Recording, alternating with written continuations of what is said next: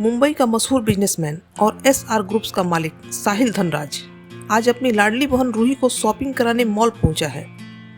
साहिल के लिए रूही ही सब कुछ है। साहिल की जिंदगी में दो ही मकसद है, एक रूही की देखभाल करना और अपने माता पिता की मौत का बदला लेना। आज मॉल में साहिल के साथ कुछ अजब हुआ। वह एक लड़की के साथ ट्रायल रूम में फंस गया और उस लड़की का नाम था वेदिका।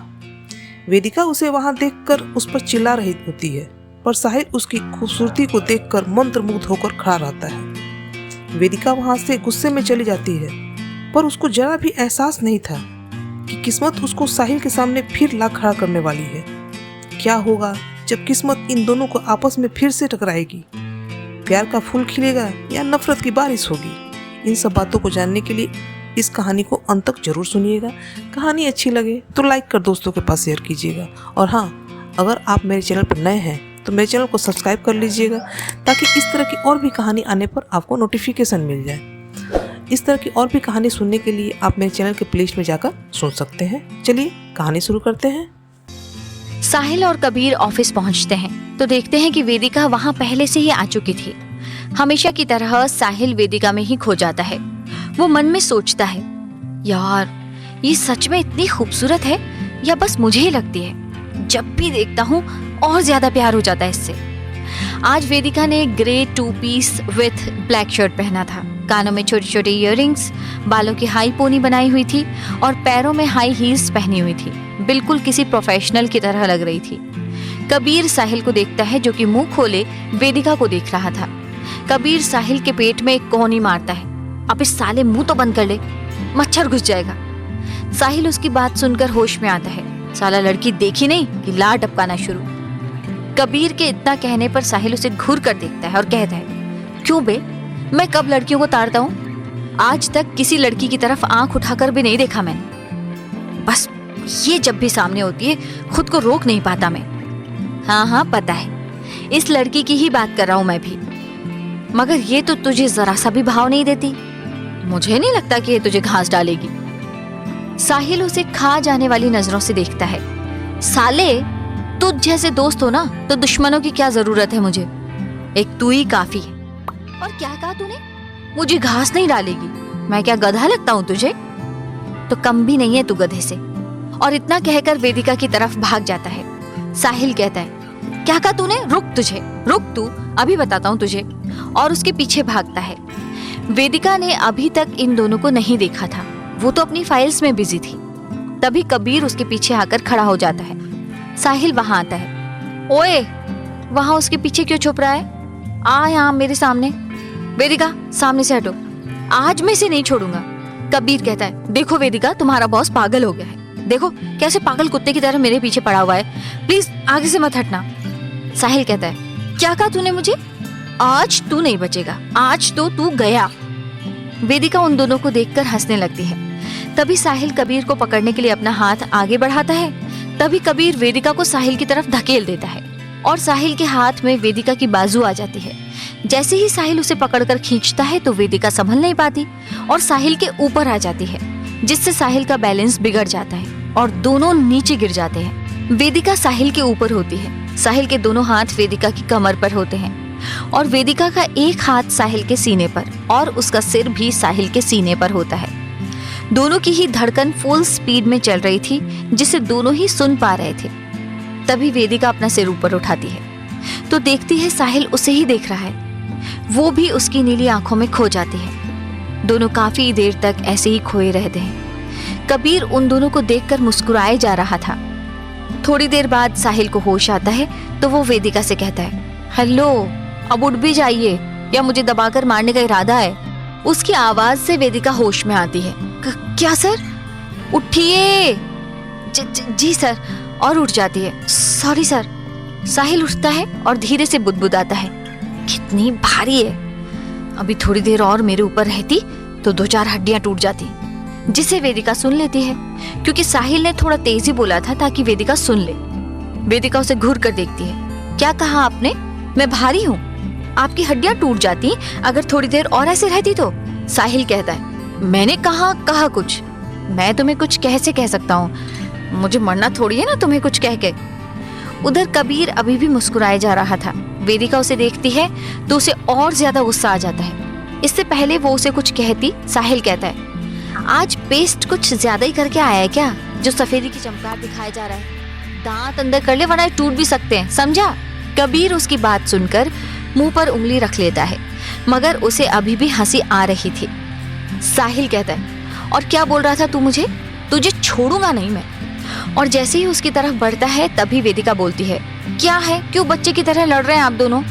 ये ऑफिस है, कोई चिड़ियाघर नहीं जहाँ जानवरों की जैसी हरकतें कर रहे हो। हद होती है मतलब किसी बात की। आप दोनों से समझदार तो छोटे बच्चे होते हैं। पता नहीं कैसे इतना बड़ा बिजनेस संभालते हो आप। पूरा दिन खराब कर दिया। और वहां से चली जाती है। मगर साहिल पर तो जैसे कोई फर्क ही नहीं पड़ा था। वो तो बस उसे जाते हुए देखकर मुस्कुरा रहा था।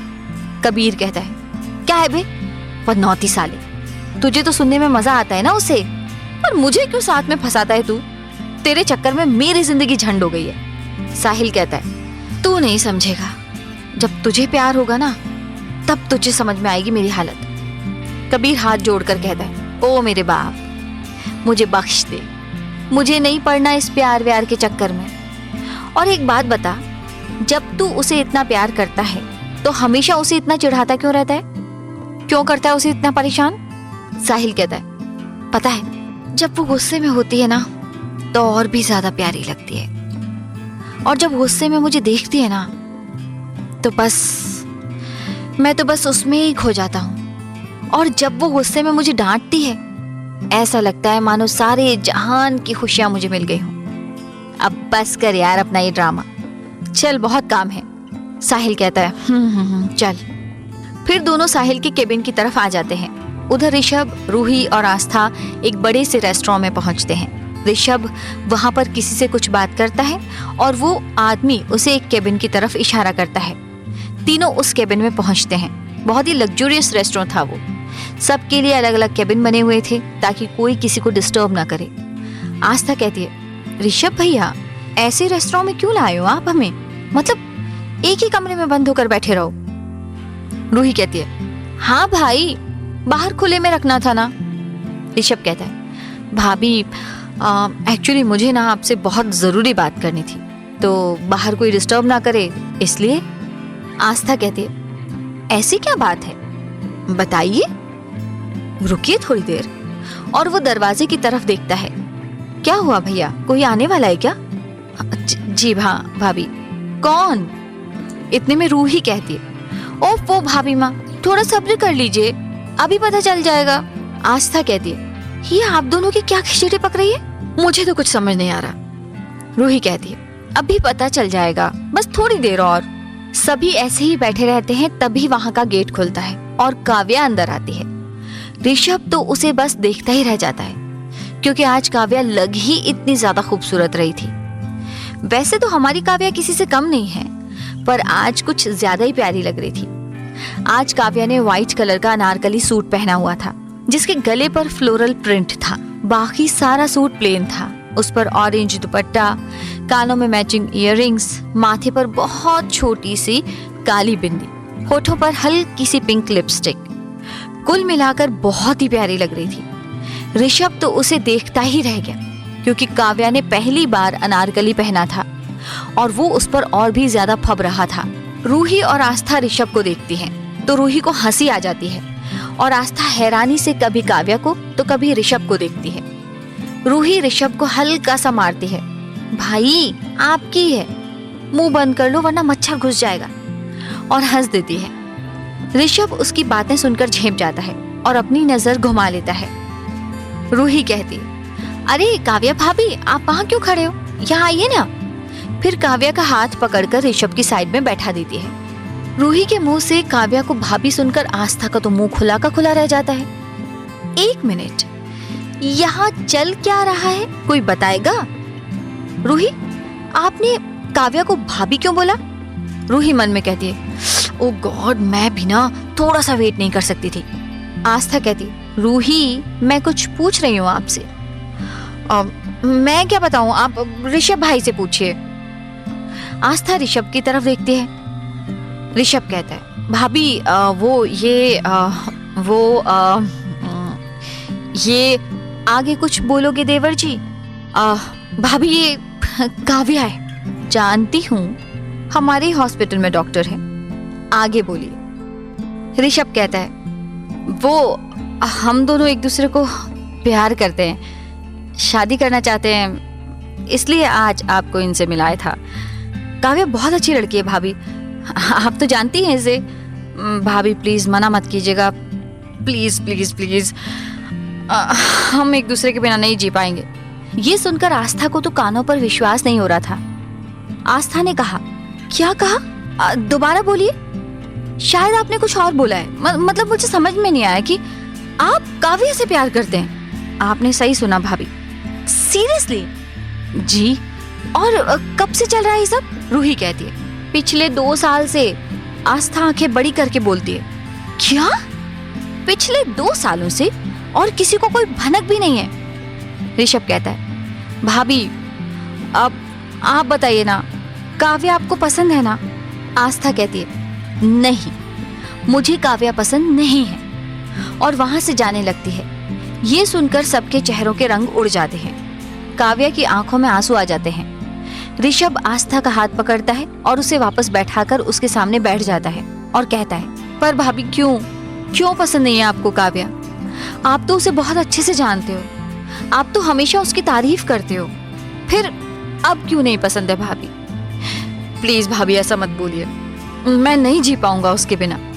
तभी काव्या सामने आकर बैठती है और उसका हाथ पकड़कर कहती है, मैम, मैं ऋषभ से बहुत प्यार करती हूँ, उसके बिना नहीं जी पाऊंगी, लेकिन फिर भी अगर आपको मैं ऋषभ के लिए सही नहीं लगती तो कोई बात नहीं, मैं चली जाऊंगी, उनकी जिंदगी से हमेशा के लिए चली जाऊंगी और कभी लौट कर नहीं आऊंगी, क्योंकि मैं नहीं चाहती कि ऋषभ अपने परिवार से दूर हो, और परिवार के बिना जीना क्या होता है ये मुझसे बेहतर और कौन समझ सकता है।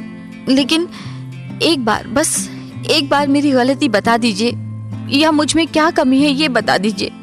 आस्था कहती है, आप में कोई कमी नहीं है काव्या, तो फिर क्यों पसंद नहीं हूं मैं आपको? आप हमें इसलिए पसंद नहीं हैं क्योंकि आप हमें बहुत ज्यादा पसंद हैं। आपको जिस दिन पहली बार हॉस्पिटल में देखा था ना, उसी दिन मन में एक ही ख्याल आया कि काश ये लड़की ऋषभ भैया की जिंदगी में आ जाए। यही है जो हमारे देवर जी को संभाल सकते हैं। तीनों आस्था की बात सुनकर हैरान रह जाते हैं। ऋषभ कहता है, मतलब भाभी आपको काव्या से कोई प्रॉब्लम नहीं है? प्रॉब्लम तो आपको होनी चाहिए, क्योंकि देवरानी जेठानी में झगड़े नहीं होंगे। ऋषभ आस्था के गले लग जाता है। ओ भाभी, आप दुनिया की बेस्ट भाभी हो। Thank you thank you thank you so much. मैं आपको बता नहीं सकता कि मैं आज कितना खुश हूँ। Thank you. आस्था कहती है, अच्छा, ज्यादा मक्खन मत लगाइए, क्योंकि मैं आपसे अभी भी नाराज हूँ। आपने मुझे पहले क्यों नहीं बताया? इतना टाइम लगा दिया मुझे मेरी देवरानी से मिलाने में। सॉरी भाभी। काव्या कहती, thank you so much ma'am. खबरदार जो अब हमें मैम कहा, भाभी कहिए अब हमें, और अपने आंसू पोंछिए आप। काव्या हंसते हुए उनके गले लग जाती है और कहती है, थैंक यू सो मच भाभी, आपने हमारे रिश्ते के लिए हाँ करके कितना बड़ा एहसान किया है, मैं बता नहीं सकती आपको। आस्था कहती है, हमने कोई एहसान नहीं किया है काव्या, हम तो बस आप दोनों की खुशियों का जरिया बने हैं, और जिसमें बाकी सबकी खुशी है उसमें हमारी खुशी है। तभी रूही झूठ मूठ का गुस्सा करते हुए बोलती है, भाभी माँ, ये तो गलत बात है, आपकी देवरानी के आते ही ननद को भूल गए आप। दैट्स नॉट फेयर भाभी माँ। और मुंह फुलाकर बैठ जाती है। सभी उसे देखकर हंसने लगते हैं। फिर आस्था उसके पास जाती है और उसके गाल खींचकर कहती है, अरे हम भला आपको भूल सकते हैं क्या कभी? आप तो जान है हमारी, आपसे बढ़कर हमारे लिए कोई भी नहीं है। अथर्व भाई भी नहीं? हाँ, आपके अथर्व भाई भी नहीं, वो भी आपसे बाद है। और उसकी गाल खींच देती है। क्या है भाभी माँ, सबके सब मेरे गालों के पीछे पड़े रहते हो, जिसे देखो वही खींच कर चला जाता है। उसकी बात सुनकर सब हंसने लगते हैं। ऋषभ उसके पास आकर उसकी गाल खींचता है और कहता है, क्योंकि मेरी गुड़िया ना बहुत ज्यादा क्यूट है, और उसकी गाल तो और भी ज्यादा क्यूट है, और सबका मन लगता है तेरे गाल खींचने में। और फिर से उसके गाल खींच देता है। जिससे रूही के गाल बिल्कुल लाल हो जाते हैं। छोड़िए मेरे गाल, आप सब बहुत बुरे हो, मुझे भूख लगी है। फिर ऋषभ सबके लिए खाना ऑर्डर करता है। थोड़ी देर बाद खाना आ जाता है और सब खाना खाने लगते हैं। उधर ऑफिस में साहिल अपने ऑफिस में बैठा था, तभी उसके केबिन का डोर नॉक होता है। साहिल कहता है, कम इन। एक आदमी अंदर आता है। सर, सब लोग आ चुके हैं, आपका ही वेट कर रहे हैं। ठीक है, तुम चलो, मैं आता हूँ। Okay sir. साहिल उठकर चलता है। कबीर कहता है, ध्यान से रहना साहिल, अब सब कुछ तेरे हाथ में है। अपने गुस्से पर कंट्रोल रखना, वरना आज शुरू होने से पहले ही सब कुछ खत्म हो जाएगा, ठीक है? साहिल कहता है, मैं कोशिश करूंगा। कोशिश नहीं करनी है साहिल, सब कुछ सेट करना है आज ही। फिर दोनों मीटिंग रूम की तरफ चल देते हैं। दोनों मीटिंग रूम में पहुंचते हैं। वहां उन्हें देखकर सब खड़े हो जाते हैं। साहिल आगे बढ़ता है और सबको बैठने के लिए बोलता है। सब बैठ जाते हैं। तभी साहिल की नजर एक आदमी पर जाती है, जिसे देखते ही साहिल को बहुत तेज गुस्सा आता है। वो अपने हाथों की मुट्ठी कसकर बंद कर लेता है। कबीर उसके कंधे पर हाथ रखता है। रिलैक्स, बस थोड़ी देर की बात है, प्लीज। साहिल अपनी पलकें झपकाता है और बैठ जाता है। कबीर कहता है, so guys, welcome to SR groups. आप सभी को तो ये पता ही होगा कि आप सब यहाँ क्यों आए हैं। सभी कहते हैं, जी बिल्कुल पता है। बहुत अच्छे, तो ज्यादा टाइम ना लेते हुए मीटिंग स्टार्ट करते हैं। साहिल कहता है, तो क्या सोचा है आप सब ने मेरे ऑफर के बारे में? एक आदमी कहता है, देखिए मिस्टर धनराज, आपका ऑफर तो काफी अच्छा है, लेकिन हमारे और राय इंडस्ट्रीज में काफी सालों से बिजनेस रिलेशन रहे हैं, तो हम इतनी आसानी से उन्हें कैसे खत्म कर सकते हैं, और हमेशा हमें फायदा ही हुआ है। साहिल कहता है, मिस्टर रहेजा, एक बात बताइए, पिछले 2 सालों से आपको 2 रुपए का भी फायदा हुआ है राय इंडस्ट्रीज के साथ? आदमी कहता है, जी नहीं, बल्कि पिछले 2 सालों से कंपनी ही घाटे में है, और SR ग्रुप्स के साथ आपको सिर्फ 2 महीने हुए हैं, और आपका फायदा कितने का हुआ है? तीसरा आदमी कहता है, कम से कम 200 करोड़ का। तो आपके सवाल का जवाब आपको मिल चुका है। दूसरा आदमी कहता है, मगर मिस्टर धनराज, राय इंडस्ट्रीज के साथ जो हमारा कॉन्ट्रैक्ट है 3 साल का, उसका क्या? साहिल कहता है, मित्तल साहब, आपने कॉन्ट्रैक्ट के पेपर्स पढ़े हैं? जी बिल्कुल पढ़े हैं। तो आपने ये भी पढ़ा होगा कि अगर कंपनी घाटे में जाती है तो 1 साल से पहले जो उसके पार्टनर्स हैं वो खुद कंपनी से अलग हो सकते हैं। और जहाँ तक मुझे पता है, आपके कॉन्ट्रैक्ट को अभी 10 महीने 16 दिन और 12 घंटे हुए हैं, तो आप अपना ये कॉन्ट्रैक्ट तोड़ सकते हैं। सभी कहते हैं, जी बिल्कुल सही कह रहे हैं आप। तो क्या सोचा है? एक आदमी कहता है, हम तैयार हैं, और वैसे भी SR ग्रुप्स के साथ काम करने में हम सबको फायदा है, और फिर SR ग्रुप्स पूरे मुंबई क्या पूरे भारत का चमकता हुआ नाम है। क्यों, क्या बोलते हो आप सब? सभी कहते हैं, बिल्कुल हम तैयार हैं। साहिल कहता है, लेकिन इसमें मेरी एक शर्त है। रहेजा कहता है, कैसी शर्त मिस्टर धनराज? तो मेरी शर्त ये है कि इन फ्यूचर आप में से किसी के भी बिजनेस रिलेशन राय इंडस्ट्रीज के साथ नहीं होंगे। बोलिए, मंजूर है? सभी कहते हैं, जी हाँ, हमें मंजूर है। साहिल मुस्कुरा देता है। तभी एक आदमी उठता है और कहता है, लेकिन मिस्टर धनराज, ऐसे तो हम बर्बाद हो जाएंगे। साहिल को उससे देखकर बहुत गुस्सा आता है, लेकिन वो कंट्रोल करता है और बोलता है, अब अगर हम आपकी बर्बादी के बारे में सोचेंगे तो हम आबाद कैसे होंगे राय साहब? साहिल राय साहब पर बहुत जोर डालकर बोलता है। राय कहता है, आप ये सही नहीं कर रहे हो मिस्टर धनराज। आप जानते नहीं हो मुझे, मैं क्या क्या कर सकता हूँ। इस शहर के बेताज बादशाह हैं हम, और ये शहर हमारी मिल्कियत, हमारी रियासत है। साहिल उसकी बात सुनकर बहुत जोर से हंसने लगता है और कहता है,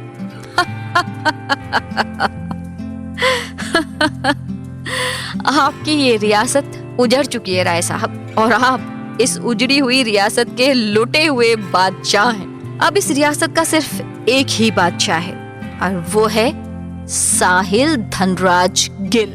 अब बहुत टाइम बर्बाद कर चुके हैं आप, इसलिए इज्जत से यहाँ से चले जाइए, वरना धक्के मार कर बाहर निकलवा दूंगा। जो 2 कौड़ी की इज्जत बची है ना आपकी, वो भी सरे आम नीलाम हो जाएगी। निकलो अब यहाँ से। राय कहता है, ये ठीक नहीं किया तुमने साहिल, बहुत पछताओगे, याद रखना तुम। साहिल दरवाजे की तरफ उंगली करके, आउट। और आगे से यहाँ आसपास भी दिखे ना तो हाथ पैरों का साइज छोटा करवा दूंगा, आई बात समझ में? राय गुस्से में वहां से चला जाता है। बाकी सब भी पेपर्स पर साइन करके चले जाते हैं। वेदिका साहिल का ये रूप देखकर जितनी हैरान थी उससे भी ज्यादा डर रही थी। वेदिका सोचती है, ये साहिल सर को क्या हुआ और ऐसे किसी को बर्बाद करने की क्यों सोच रहे हैं वो? साहिल कहता है, प्लीज मुझे थोड़ी देर के लिए अकेला छोड़ दीजिए। कबीर और वेदिका को वहां से चले जाने के लिए बोलता है।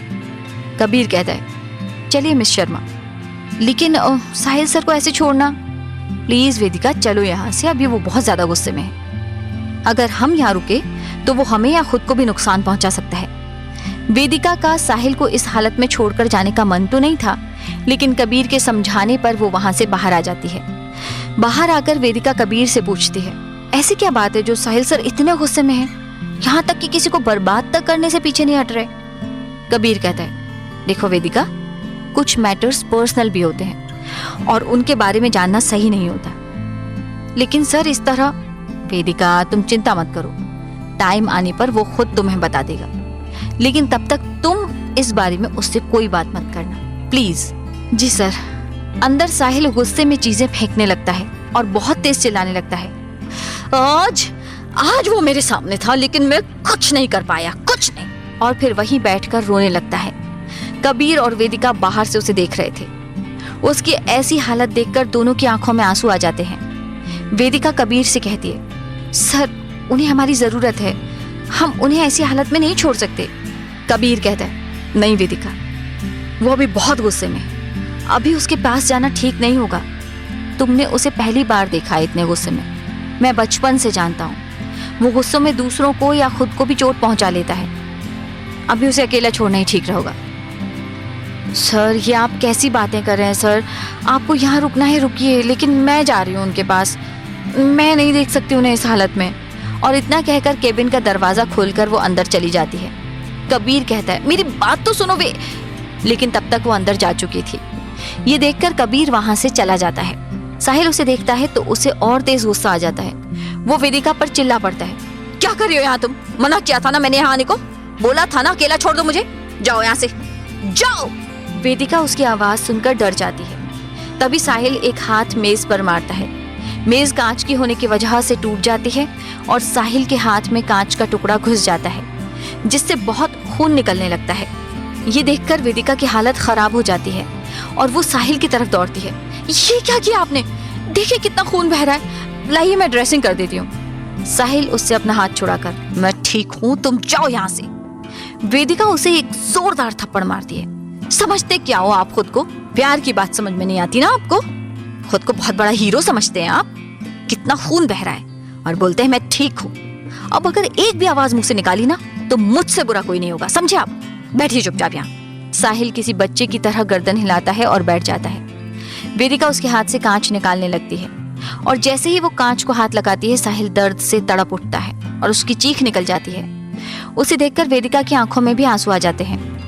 बहुत दर्द हो रहा है। साहिल हाँ में सिर हिला देता है, ठीक है इस बार मैं आराम से करूंगी। फिर उसका कांच निकालने लगती है, मगर हाथ लगते ही साहिल को फिर दर्द होता है। तो वेदिका धीरे धीरे से उसके चेहरे पर हाथ रख देती है और उसके चेहरे की तरफ बढ़ती है। साहिल तो उसकी आंखों में ही खो जाता है। दोनों के होठों में बस आधे इंच का फासला था और जैसे ही दोनों के होठ मिलने वाले होते हैं, तभी वेदिका एक झटके से कांच उसके हाथ से खींच देती है और उससे दूर खड़ी हो जाती है। साहिल दर्द से तड़प उठता है। वेदिका दौड़कर उसे गले लगा लेती है और उसकी पीठ सहलाने लगती है। थोड़ी देर बाद साहिल नॉर्मल होता है। आप ठीक है सर? साहिल हाँ में सिर हिला देता है। फिर वेदिका उससे अलग होती है और वेदिका उसकी ड्रेसिंग करने लगती है। साहिल महसूस करता है कि उसके हाथ पर पानी की बूंद टपक रही है। वो देखता है कि वेदिका रो रही थी। इससे पहले कि साहिल कुछ कहता, वेदिका वहां से चली जाती है। जब वो बाहर आती है तो कबीर उसको रोते हुए देखता है। वो उसे रोकता है लेकिन वो नहीं रुकती और वहां से चली जाती है। कबीर सोचता है कि कहीं साहिल ने तो इसे कुछ उल्टा सीधा नहीं कह दिया। वो जल्दी से साहिल के पास जाता है। क्या कहा तूने वेदिका को? वो रोते हुए क्यों गई यहाँ से? तुझे कितनी बार बोला है अपने गुस्से पर कंट्रोल रखा कर, अब रुला दिया ना उस बेचारी को। अरे पर मैंने उसे कुछ नहीं कहा, उल्टा वो मुझे चिपका के चली गई। देख पूरा गाल लाल हो गया। तो फिर वो ऐसे रोते हुए क्यों गई? पता नहीं यार। तभी कबीर की नजर उसके हाथ पर पड़ती है। ये क्या हुआ तुझे? कैसे लगी? कुछ नहीं, हल्की सी है। फिर वो उसे सब कुछ बता देता है। ओह क्या बात है, अब इतने हक से डांट के गई है तो आग सिर्फ इस तरफ नहीं उस तरफ भी चिंगारी भड़क चुकी है।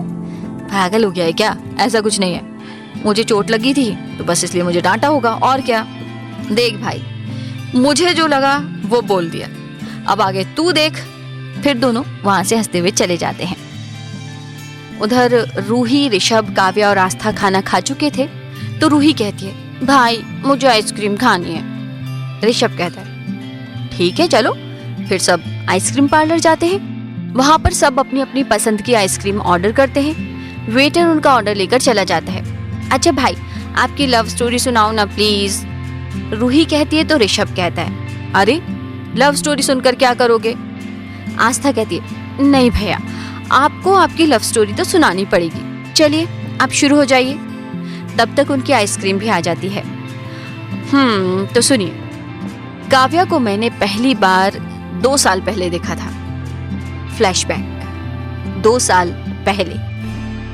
ऋषभ अपनी गाड़ी से हॉस्पिटल के लिए जा रहा था, तभी उसकी नजर सड़क के दूसरी ओर पड़ती है, जहां एक 26 से 27 साल का लड़का 2 बुजुर्गों को हाथ पकड़कर घर से बाहर निकाल रहा था। निकलो यहाँ से दोनों के दोनों, काम धाम कुछ करना नहीं है, बस मुफ्त की रोटियां तोड़वा लो, निकलो अभी के अभी। बुजुर्ग आदमी कहता है, ये क्या कह रहे हो बेटा, हम तुम्हारे माँ बाप हैं, कहाँ जाएंगे इस बुढ़ापे में? लड़का कहता है, मुझे क्या पता कहाँ जाओगे, कहीं भी जाओ मेरी तरफ से, मुझे कोई मतलब नहीं है तुम दोनों से। नहीं बेटा ऐसा मत कर, तू ही तो हमारा इकलौता सहारा है, ऐसा जुल्म मत कर हम बूढ़ों पर, हम यहीं घर के किसी कोने में पड़े रहेंगे। माँ कहती है तो लड़का कहता है, देखो मेरा दिमाग खराब मत करो, अब जाओ यहाँ से। ये देखकर ऋषभ को बहुत तेज गुस्सा आता है और वो गाड़ी से उतरकर उनकी तरफ चल देता है। जैसे ही वो उनके पास पहुंचता है तभी एक जोरदार थप्पड़ की आवाज आती है और वो लड़का अपने गाल पर हाथ रखकर खड़ा होता है। तभी एक लड़की की आवाज आती है। लड़की कहती है, क्या कहा तुमने? वापस से बोलो तुम जरा। अरे शर्म नाम की कोई चीज है या नहीं तुम में? अरे जिन माँ बाप ने तुम्हें पाला पोसा, पढ़ाया लिखाया, अपनी जरूरतों को अनदेखा करके तुम्हारी हर इच्छा पूरी करी, तुम आज उन्हें 2 वक्त की रोटी नहीं दे सकते? तुम्हारे पास सब कुछ है, इसलिए तुम्हें इनकी कद्र नहीं है। उनसे पूछो जिनके पास माँ बाप नहीं होते, कैसे जीते हैं वो लोग। आज तुम्हारे पास दोनों हैं तो तुम इन्हें घर से बाहर निकाल रहे हो। अब जब तुम्हें इनका सहारा बनना चाहिए तब तुम इनका साथ छोड़ रहे हो। तुम जैसे बेटे से तो अच्छा है कि इंसान बे औलाद ही रहे, कम से कम ये तसल्ली तो रहेगी कि उनकी कोई औलाद नहीं है। ऐसे घुट घुट कर तो नहीं मरेंगे। रुको तुम, अभी पुलिस को फोन करती हूँ तब आइए अक्ल ठिकाने तुम्हारी। इतना कहकर वो अपना फोन निकाल लेती है। तभी वो दोनों बुजुर्ग हाथ आगे जोड़ लेते हैं। नहीं नहीं बिटिया ऐसा मत करो, हमारा बेटा नादान है, अभी इसे समझ नहीं है चीज की। तुम पुलिस को फोन मत करो, कोई बात नहीं, हम चले जाएंगे यहाँ से, बस हमारे बच्चे को कोई परेशानी ना हो। उनकी बात सुनकर उस लड़की की आंखों में आंसू आ जाते हैं। वो उन दोनों का हाथ पकड़कर खड़ा करती है। ये आप दोनों क्या कर रहे हैं? मेरे सामने हाथ जोड़कर मुझे शर्मिंदा मत कीजिए प्लीज। फिर वो उस लड़के की तरफ देखती है और कहती है, देखा तुमने, जिन्हें तुम घर से बाहर निकाल रहे थे वही तुम्हें बचाना चाहते हैं। लड़का उनके पैरों में गिर जाता है और रोने लगता है। मुझे माफ कर दीजिए माँ बाबा, मुझसे बहुत बड़ी गलती हो गई, आगे से कभी ऐसा नहीं होगा, मैं वादा करता हूँ। बस एक आखिरी मौका दे दीजिए मुझे, आगे से कभी आपको कोई परेशानी नहीं होगी। वो दोनों उसे उठाते हैं और अपने गले से लगा लेते हैं। औरत कहती है, बेटा हमें पता है कि तुम्हारा अच्छा बेटा है, बस राह भटक गया है, मगर इस देवी ने आकर तो तुझे सही राह दिखाई। अब रोना बंद कर, इस देवी को धन्यवाद दे। लड़का कहता है, आपका बहुत बहुत शुक्रिया, आपने मुझे इतना बड़ा पाप करने से बचा लिया। लड़की हल्के से मुस्कुरा देती है और कहती है, माँ बाप की इज्जत करना सीखो, क्योंकि इनकी दुआ भी काम आती है और बद्दुआ भी। माँ बाप भगवान का दिया हुआ सबसे बेहतरीन तोहफा होते हैं। जिसके पास माँ बाप होते हैं वो दुनिया का सबसे किस्मत वाला इंसान होता है। लड़का कहता है, जी। लड़की जैसे ही पलटती है ऋषभ उसे देखता ही रह जाता है। सिर्फ उसकी बातें ही नहीं, खुद भी बहुत खूबसूरत थी। पिंक कलर की कुर्ती, उस पर वाइट दुपट्टा, कानों में इयररिंग्स, काले लंबे बाल, गुलाबी होंठ, माथे पर एक छोटी सी बिंदी, बड़ी बड़ी आंखें, लेकिन उन आंखों में एक खालीपन। ऋषभ तो जैसे उसमें खो ही गया। जब तक ऋषभ को होश आता है तब तक वो लड़की वहां से जा चुकी थी। ऋषभ इधर उधर देखता है मगर उसे वो कहीं नहीं दिखती। ऋषभ उदास सा आकर अपनी गाड़ी में बैठ जाता है और हॉस्पिटल की तरफ निकल जाता है। हॉस्पिटल पहुंचकर उसे एक ऑपरेशन करना था तो वो उसी की तैयारी में लग जाता है। थोड़ी देर बाद वो ऑपरेशन के लिए ओटी में जाता है। ऑपरेशन 4 घंटे चलता है और सफल होता है। ऋषभ ओटी से निकलकर अपने केबिन की तरफ जा रहा होता है, तभी कुछ बच्चों के हंसने की आवाज आती है। वो आवाज की तरफ मुड़ता है। वहां 10-12 बच्चे एक लड़की को घेरे हुए हैं और वो लड़की उन बच्चों को चॉकलेट्स दे रही है। ऋषभ का कदम अपने आप उस तरफ बढ़ जाते हैं। ऋषभ वहां जाकर देखता है तो हैरान रह जाता है, क्योंकि ये वही सुबह वाली लड़की थी। तभी बच्चे उसे देखते हैं और उसकी तरफ दौड़ पड़ते हैं और आकर उसके गले लग जाते हैं। ऋषभ भी उनसे बहुत प्यार से मिलता है। एक बच्चा कहता है, ऋषभ भैया देखो, इन दीदी ने हमें चॉकलेट्स दी हैं। अरे वाह, ये तो बहुत अच्छी बात है। आप सबने अपनी मेडिसिन ले ली? दूसरा बच्चा कहता है, जी भैया, इन दीदी ने हमें दवाई खिला दी।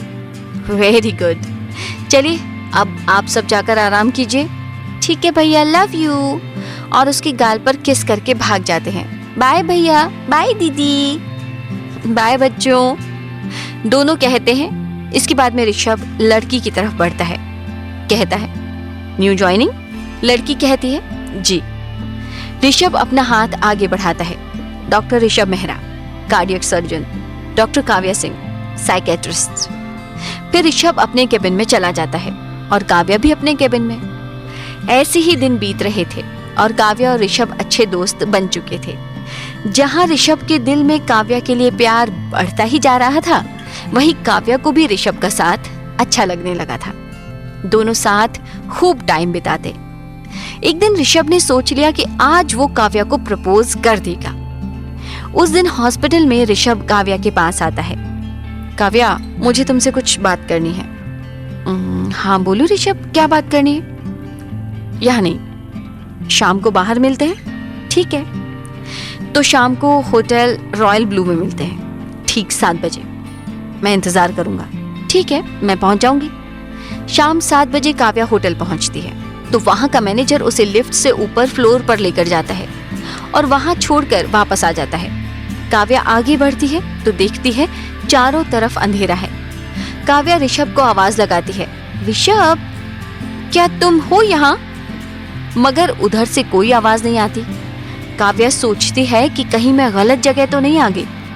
जैसे ही वो पीछे मुड़ती है तभी उसका पैर किसी चीज से टकरा जाता है और जैसे ही वो गिरने वाली होती है तभी कोई उसे कमर से पकड़कर खींच लेता है। तभी लाइट्स ऑन हो जाती है और दोनों के ऊपर गुलाब की पंखुड़ियां गिरने लगती हैं। वो ऋषभ होता है। काव्या उसे देखती है तो उसी में खो जाती है। थोड़ी देर बाद दोनों अलग होते हैं। फिर काव्या पूरे फ्लोर पर नजर दौड़ाती है। पूरा फ्लोर बलून से सजा हुआ था और पूरे फ्लोर पर उन दोनों के अलावा कोई भी नहीं था। काव्या ऋषभ की तरफ देखती है। ऋषभ, ये सब? ऋषभ उसके होठों पर उंगली रख देता है। श्श, आओ मेरे साथ। फिर काव्या का हाथ पकड़ता है और आगे की ओर ले जाता है। वहां एक टेबल पर खाना लगा हुआ था। खाना खा लेते हैं, तब बात करेंगे। काव्या हाँ में सिर हिला देती है। ऋषभ उसके लिए चेयर पीछे करता है। काव्या उस पर बैठ जाती है। फिर ऋषभ खाना सर्व करने लगता है तो काव्या उसका हाथ पकड़ लेती है। तुम बैठो, मैं करती हूँ। लेकिन बोला ना बैठो। ऋषभ बैठ जाता है और काव्या खाना सर्व करती है। फिर दोनों साथ में खाना खाते हैं। खाना खाने के बाद दोनों आइसक्रीम खाते हैं। फिर दोनों वहीं पर बैठते हैं और चांद को देखने लगते हैं। ऋषभ, पूर्णिमा का चांद कितना प्यारा लग रहा है ना? ऋषभ मन में कहता है। पर तुमसे ज्यादा नहीं। काव्या उसकी तरफ देखती है तो वो उसे ही देख रहा था। क्या हुआ, कहाँ खो गए? हाँ नहीं, कहीं भी नहीं। वैसे तुम्हें मुझसे कुछ बात करनी थी। बोलो, क्या बात है? ऋषभ उसकी तरफ हाथ बढ़ाता है। डांस? काव्या मुस्कुराते हुए उसके हाथ में हाथ दे देती है और फिर दोनों डांस करने लगते हैं। काफी देर ऐसे ही डांस करने के बाद दोनों थक जाते हैं और ऐसे ही खड़े हो जाते हैं। काव्या कहती है, ऋषभ अब तो बता दो क्या बात करनी थी तुम्हें। ऋषभ उसका हाथ छोड़ता है और घुटनों पर बैठ जाता है। काव्या, मुझे नहीं पता कि प्रपोज कैसे करते हैं, कोई शायरी मुझे नहीं आती, लेकिन जिस दिन तुम्हें पहली बार देखा था उसी दिन उसी पल तुम्हें दिल दे बैठा था। उस एक पल में तुम्हारे साथ पूरी जिंदगी बिताने का ख्वाब देख लिया था मैंने। और फिर जब तुम्हें हॉस्पिटल में देखा तो मैं तुम्हें बता नहीं सकता कि मैं कितना खुश था।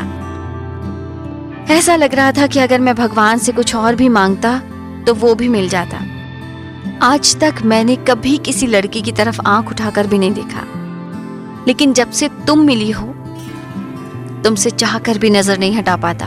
हाँ काव्या, बहुत प्यार करता हूं तुमसे, तुम्हारे साथ पूरी जिंदगी बिताना चाहता हूं, तुम्हारे हर दर्द को अपनाना चाहता हूं। बोलो काव्या, करोगी मुझे अपने हर दुख हर दर्द में शामिल? क्या तुम अपनाओगी मुझ जैसे बोरिंग इंसान को? दोगी सारी जिंदगी मेरा साथ? बोलो काव्या। काव्या को तो जैसे कोई गहरा सदमा लगा हो, वो वहीं की वहीं जड़ हो गई। उसे ऐसे देखकर ऋषभ खड़ा होता है और उसका चेहरा अपने हाथों में लेकर बोलता है, काव्या कुछ बोलो ना प्लीज, बोलो, क्या तुम भी मुझसे प्यार करती हो? बोलो काव्या। देखो, अगर तुम मुझे पसंद नहीं करती तो कोई बात नहीं, बोल दो, मुझे बिल्कुल भी बुरा नहीं लगेगा। मैं कभी तुमसे इस बारे में बात नहीं करूंगा और ना ही इन सब बातों का कोई असर हमारी दोस्ती पर पड़ेगा। हम हमेशा अच्छे दोस्त रहेंगे, लेकिन ऐसे चुप मत रहो प्लीज, कुछ बोलो काव्या। काव्या कुछ नहीं बोलती और वहां से चली जाती है। ऋषभ कहता है, काव्या मेरी बात तो सुनो। लेकिन तब तक काव्या वहां से जा चुकी होती है। उसे जाते देखकर ऋषभ की आंखों में आंसू आ जाते हैं और वो वहीं बैठ जाता है। काफी रात होने पर ऋषभ घर चला जाता है और सीधा अपने कमरे में चला जाता है, मगर आंखों में नींद नहीं होती। उधर काव्या का भी वही हाल होता है, आकर चुपचाप लेट जाती है। सुबह होने पर काव्या तैयार होकर हॉस्पिटल चली जाती है। वहां उसे पता चलता है कि ऋषभ नहीं आया है, तो वो बहुत परेशान हो जाती है। पूरा दिन उसका हॉस्पिटल में मन नहीं लगता। शाम को वो बिना खाए ही सो जाती है। अगले दिन हॉस्पिटल पहुंचती है तो देखती है कि ऋषभ आज भी नहीं आया, जिससे वो बहुत ज्यादा परेशान हो जाती है। उसके मन में बुरे बुरे ख्याल आने लगते हैं। ऐसे ही एक हफ्ता गुजर जाता है, मगर ऋषभ नहीं आता। काव्या ने कई बार ऋषभ को फोन करने की कोशिश की, लेकिन उसका कॉल नहीं लगा। काव्या को बहुत ज्यादा टेंशन हो जाती है कि आखिर ऋषभ बिना किसी को कुछ बताए कहाँ चला गया है। इस एक हफ्ते में काव्या को एहसास हो जाता है कि वो ऋषभ के बिना एक पल भी नहीं रह सकती, अधूरी है वो ऋषभ के बिना। एक हफ्ते बाद ऋषभ हॉस्पिटल आता है। उसे सही सलामत देखकर काव्या को सुकून मिलता है, मगर वो उससे नाराज भी थी कि ऐसे कैसे बिना बताए हॉस्पिटल नहीं आया। वो ऋषभ की ओर जैसे ही कदम बढ़ाती है, वैसे ही एक लड़की आकर ऋषभ के गले लग जाती है। हे ऋषभ बेबी, कैसे हो तुम? पता है मैंने तुम्हें कितना मिस किया, और अब तो तुम मुझसे मिलने भी नहीं आते। ऋषभ उसे खुद से अलग करता है और कहता है, अरे स्नेहा, तुम यहाँ कैसे? हाँ बेबी, मैं यहाँ। अब तुम्हें तो मेरी याद नहीं आती, तो सोचा मैं ही तुमसे मिल लेती हूँ। ऋषभ फीका सा मुस्कुराकर। ओह। उधर काव्या को उन दोनों को हंसकर बात करते हुए देखकर बिल्कुल अच्छा नहीं लगता, जो ऋषभ बहुत ही अच्छे से समझ रहा था। तो वो स्नेहा से और भी हंसकर बात करने लगता है। तो अब कब तक हो यहाँ? अब तो मैं यही हूँ, तुम्हारे पास।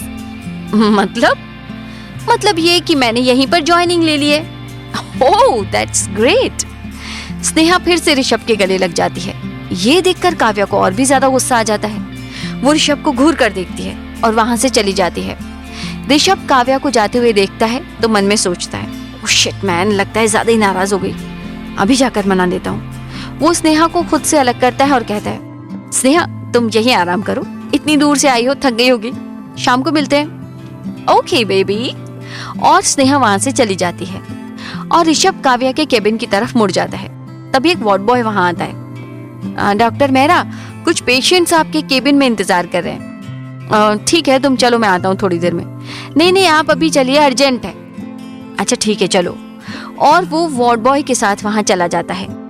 उधर काव्या गुस्से में अपने केबिन में जाती है और बड़बड़ाना शुरू कर देती है। समझता क्या है खुद को, एक तो पूरे हफ्ते हॉस्पिटल नहीं आया, ऊपर से आज आए तो ये नहीं कि आकर मिल ले, कोई परेशान भी हो रहा होगा उसके लिए, लेकिन नहीं, उसी तो लड़कियों से फुर्सत ही नहीं है। और वो छिपकली कितना चिपक रही थी, पर उसमें भी उसकी क्या गलती, ऋषभ भी तो उससे ऐसे ही चिपक रहा था, कितना हंस हंस कर बातें कर रहा था। ये नहीं कि उसे बोल दे कि दूर रहकर बात करो। मैं बेवजह एक हफ्ते इतनी परेशान रही, लेकिन इन जनाब को तो कोई परवाह ही नहीं है। अब मुझे भी कोई बात नहीं करनी, जाए जिसके पास जाना है, मुझे कोई परवाह नहीं। और वो छिपकली क्या बोल रही थी, ऋषभ बेबी माय फुट। फिर दोनों अपने काम में लग जाते हैं। ऐसे ही शाम हो जाती है। शाम को जब सब घर के लिए निकलते हैं तो ऋषभ सोचता है कि वो अब काव्या से बात करेगा। उसे काव्या दिखाई देती है तो वो उसकी तरफ चल देता है, और तभी स्नेहा आती है और उसके गले लग जाती है। काव्या भी उन दोनों को देखती है तो उसे और भी ज्यादा गुस्सा आता है और उसकी आंखों में आंसू आ जाते हैं, और वो उन दोनों को इग्नोर करके वहां से चली जाती है। चलो ना बेबी, आज बाहर चलते हैं, बाहर ही डिनर कर लेंगे। नहीं स्नेहा, आज नहीं, मेरी तबीयत थोड़ी ठीक नहीं है, फिर कभी चलेंगे, अभी तुम घर जाओ। क्यों, क्या हुआ बेबी? कुछ नहीं, बस ऐसे ही है, अभी मैं जा रहा हूँ, थोड़ी देर आराम करूंगा, ठीक हो जाऊंगा, तुम भी घर जाओ। और वहां से चला जाता है। काव्या घर पहुंचती है और सीधा अपने कमरे में चली जाती है और दरवाजा बंद कर लेती है। उधर वेदिका उसके इस बिहेवियर से टेंशन में आ जाती है। पिछले एक हफ्ते से काव्या आती है और अपने कमरे में बंद हो जाती है, सुबह जल्दी चली जाती। वेदिका दरवाजा नॉक करती है। काव्या, दरवाजा तो खोल, तू ठीक तो है ना? हुआ क्या है? प्लीज दरवाजा खोल यार, देख मुझे टेंशन हो रही है, प्लीज गेट खोल। वेदिका, मैं ठीक हूँ, बस सिर में थोड़ा दर्द है, थोड़ी देर आराम करूंगी तो ठीक हो जाएगा, तू टेंशन ना ले, मैं ठीक हूँ। अरे यार, तो खाना तू खा ले काव्या, और दवाई ले ले। मैंने खाना खा लिया, दवाई भी ले ली, तू भी खाना खाकर सो जा। लेकिन प्लीज वेदिका, अभी थोड़ी देर आराम करने दे, मैंने कहा ना मैं ठीक हूँ, तू जा और आराम कर। ठीक है, लेकिन किसी चीज की जरूरत हो तो मुझे बोल देना। ठीक है। वेदिका वहां से बाहर हॉल में आती है। ये काव्या को क्या हुआ है? पिछले कुछ दिन से ऐसा बिहेव क्यों कर रही है? कुछ बता भी नहीं रही। कहीं ये किसी प्रॉब्लम में तो नहीं है? नहीं, मैं कुछ ज्यादा ही सोच रही हूँ, काम की वजह से टेंशन में होगी, लेकिन फिर भी इससे एक बार बात तो करनी होगी। थोड़ी देर बाद वेदिका भी खाना खाकर सोने चली जाती है, और काव्या ने अपने अंदर जो दर्द छुपाए हुआ था वो सब आंसुओं के रूप में बाहर निकल रहा था। काव्या बाथरूम में गई और शावर चलाकर नीचे खड़ी हो गई और बहुत तेज रोने लगी। करीब 1 घंटे तक काव्या बाथरूम में ही रोती रही। फिर वो चेंज करके बाहर आई और आते ही बेड पर धम से गिर गई। काफी देर तक रोती रही। रोते रोते कब उसे नींद आ गई पता ही नहीं चला। सुबह वो वेदिका के उठने से पहले ही हॉस्पिटल के लिए निकल गई, क्योंकि वो जानती थी कि अगर वेदिका को पता चला कि वो रोई है तो वो जमीन आसमान एक कर देगी वजह पता लगाने में, और वो अभी किसी को कुछ भी बताने की हालत में नहीं थी। वो हॉस्पिटल पहुंची और जाकर पेशेंट्स को चेक करने लगी। पेशेंट्स को देखने के बाद काव्या चिल्ड्रन वार्ड में जाती है। वहां पर बच्चों को चॉकलेट देती है, जो कि उसका डेली रूटीन था, लेकिन आज कुछ था जो बदल गया था। काव्या के चेहरे की रौनक, जिस चेहरे पर बच्चों को देखते ही मुस्कुराहट आ जाती थी, आज चेहरा बिल्कुल बुझा हुआ था। आज उस चेहरे पर मुस्कुराहट नहीं थी, कुछ था तो वो था दर्द। जिन आंखों में हमेशा एक सुकून होता था, आज उस सुकून की जगह एक खालीपन ने ले ली थी, जिसे हर कोई नोटिस कर रहा था। तभी ऋषभ वहां आता है। काव्या उसे देखती है और एकदम अपनी नजरें घुमा लेती है, क्योंकि वो नहीं चाहती थी कि ऋषभ को उसके रोने के बारे में पता चले। मगर तब तक ऋषभ उसकी आंखें देख लेता है, जो कि पूरी रात रोने की वजह से लाल हो गई थी। काव्या वहां से चली जाती है। ऋषभ उसे रोकना चाहता था, लेकिन फिर सबको देखकर चुप हो जाता है। थोड़ी देर बाद वो भी वहां से चला जाता है और सीधा काव्या के केबिन में आता है। वहां आकर देखता है कि वो अपनी चेयर पर बैठी हुई है। उसके सामने एक फाइल पड़ी हुई है और वो उसे एकटक देख रही है। उसकी सिर्फ नजरें फाइल पर थी, ध्यान तो कहीं और ही था। काव्या। ऋषभ की आवाज से काव्या का ध्यान टूटता है। वो अपनी उदास आंखों से उसकी तरफ देखती है, फिर अपना मुंह दूसरी तरफ घुमा लेती है। तुम रोई थी काव्या? तुमसे मतलब? तुम जाओ अपनी उस स्नेहा के पास। यहाँ क्यों आए हो? ओ, तो इसलिए नाराज हो? मैं क्यों नाराज होंगी किसी से? हक ही क्या है मेरा तुम पर? और मैं क्यों नाराज होंगी ये भी तुम अच्छे से जानती हो, और मैं भी कि मुझ पर सिर्फ तुम्हारा हक है। ये हक तो मैं तुम्हें पहले ही दे चुका हूँ काव्या।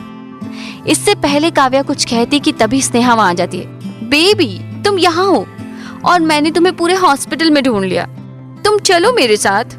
और उसका हाथ पकड़कर खींचने लगती है। ऋषभ काव्या की तरफ देखता है तो वो फीकी तरह से मुस्कुराकर मुंह फेर लेती है और स्नेहा उसे वहां से खींचकर बाहर ले आती है। ऋषभ को उस पर बहुत तेज गुस्सा आता है और वो उसका हाथ जोर से झटक देता है और गुस्से में उस पर चिल्लाने लगता है, ये क्या बदतमीजी है स्नेहा? तुम्हें दिखाई नहीं देता मैं यहाँ कितना जरूरी डिस्कशन कर रहा था? मुझे तो समझ नहीं आता कि तुम यहाँ जॉब करने आई हो या मेरे पीछे पीछे घूमने। जब देखो तब मेरे पीछे घूमती रहती हो।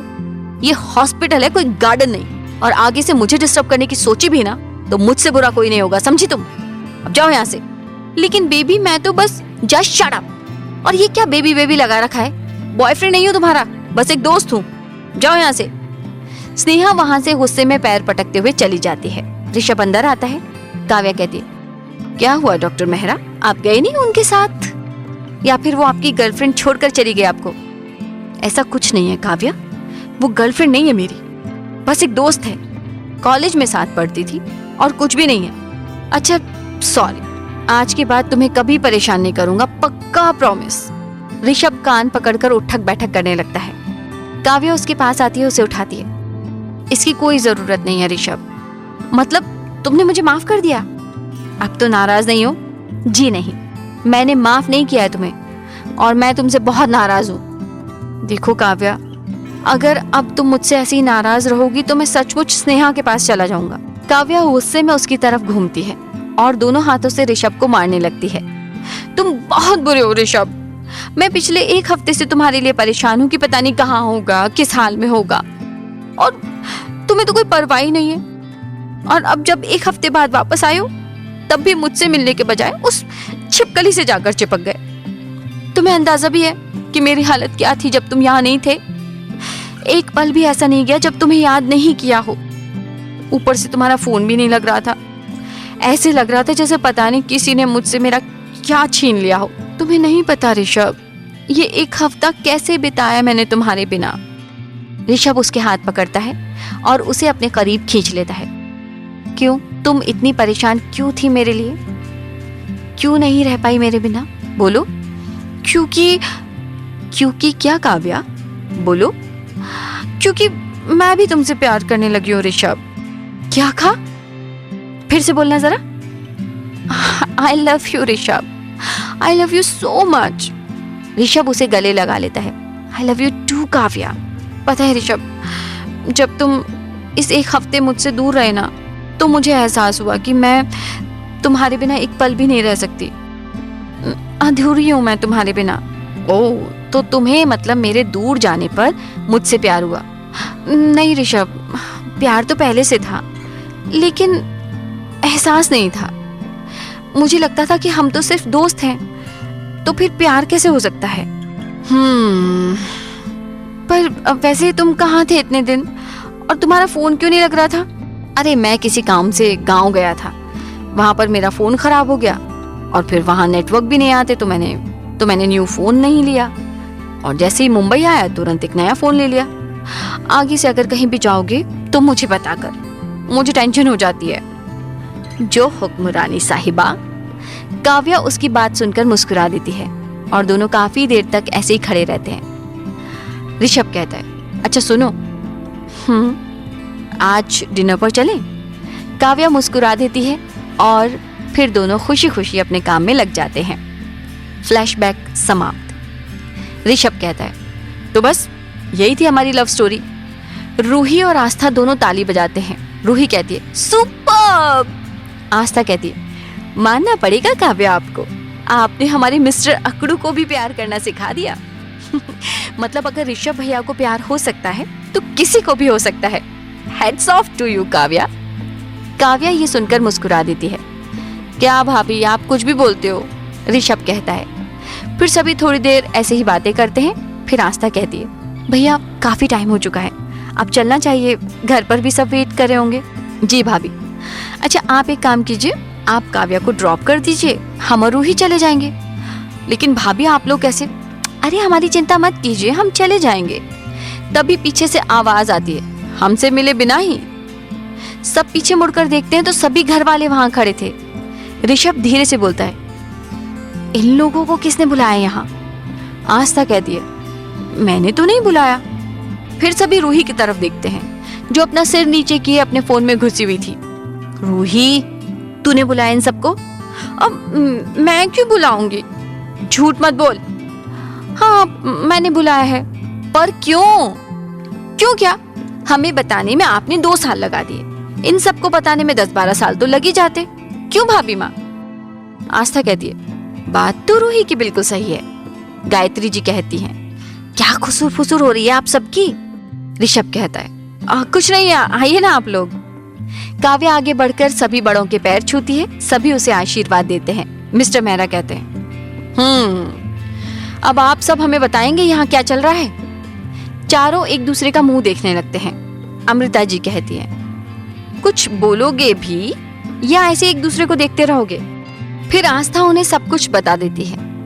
गायत्री जी काव्या को अपने पास बुलाती हैं और कहती है, बेटा जी आपके घर में कौन कौन है?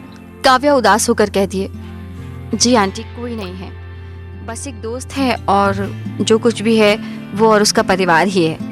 ये सुनकर गायत्री जी उसके सिर पर हाथ फेरती हुई कहती हैं, आगे से कभी मत कहना कि तुम्हारा कोई नहीं है, हम सब हैं ना। उनकी बात सुनकर काव्या की आंखों में आंसू आ जाते हैं। जी आंटी। मिस्टर मेहरा कहते हैं, अरे बेटा जी अब से इन्हें आंटी जी नहीं मॉम कहिए। जी अंकल। अंकल नहीं डैड। जी डैड। फिर कबीर और साहिल आकर ऋषभ के गले लगते हैं। कबीर कहता है, चल भाई तुझे भी खूंटे से बांधने वाली आ जाएगी अब अथर्व भाई की तरह। अब तक जो पागलों की तरह खुला घूमता था ना तू, अब नहीं घूमेगा और हमारा भी तुझसे पीछा छूटेगा। सब कबीर की बात सुनकर हंसने लगते हैं। अमृता जी कहती हैं, बेटा जी अब हम जल्दी ही आपके घर आएंगे आपका हाथ मांगने, तैयार रहना। ये सुनकर काव्या शर्मा जाती है। मिस्टर सिंघानिया कहते हैं, अरे बहुत हो गई बातें, ऋषभ बेटा काफी टाइम हो गया है, अब आप भी काव्या को छोड़ आइए, तब तक हम भी निकलते हैं। जी अंकल। जाते हुए काव्या जैसे ही गायत्री जी के पैर छूने लगती है, गायत्री जी पीछे हट जाती है। अरे बेटा जी हमारे यहाँ बेटियां पैर नहीं छूती, गले मिलती हैं, आइए। काव्या मुस्कुराकर उनके गले लगती है। फिर ऋषभ काव्या के साथ उसके घर के लिए निकल जाता है और बाकी सब भी घर के लिए निकल जाते हैं। गाड़ी में काव्या ऋषभ के कंधे पर सिर रख देती है। Thank you so much Rishabh. और ये थैंक यू किस लिए था? मुझे इतनी प्यारी फैमिली देने के लिए। तुम्हारी फैमिली सच में बहुत अच्छी है। मेरी नहीं हमारी। हमारी। सच में सब बहुत अच्छे हैं। वो तो है। वैसे मैं भी बहुत अच्छा हूँ, इतनी तारीफ मेरी तो कभी नहीं की तुमने। काव्या उसकी तरफ देखती है और हंसने लगती है। क्या हुआ, क्यों हंस रही हो? कितनी बड़ी गलतफहमी है तुम्हें। कैसे? यही कि तुम अच्छे हो। अच्छा जी, इसका मतलब मैं अच्छा नहीं हूँ? बिल्कुल भी अच्छे नहीं हो तुम। अच्छा, मैं बिल्कुल भी अच्छा नहीं हूँ। ठीक है, जाओ, मुझे नहीं करनी तुमसे बात। और दूसरी तरफ मुंह घुमा लेता है। उसे देखकर काव्या को और हंसी आती है और वो फिर से उसके कंधे पर सिर टिका लेती है। और नहीं तो क्या, तुम मुझे हमेशा परेशान करते रहते हो, देखो जैसे आप परेशान कर रहे हो। अच्छा जी, मैं परेशान करता हूँ तुम्हें? हाँ जी, तुम ही परेशान करते हो मुझे। मैडम जी, अभी कहाँ परेशान किया है, एक बार शादी हो जाने दो, बदले लूंगा सारे गिन गिन कर। देखते हैं, देख लेना।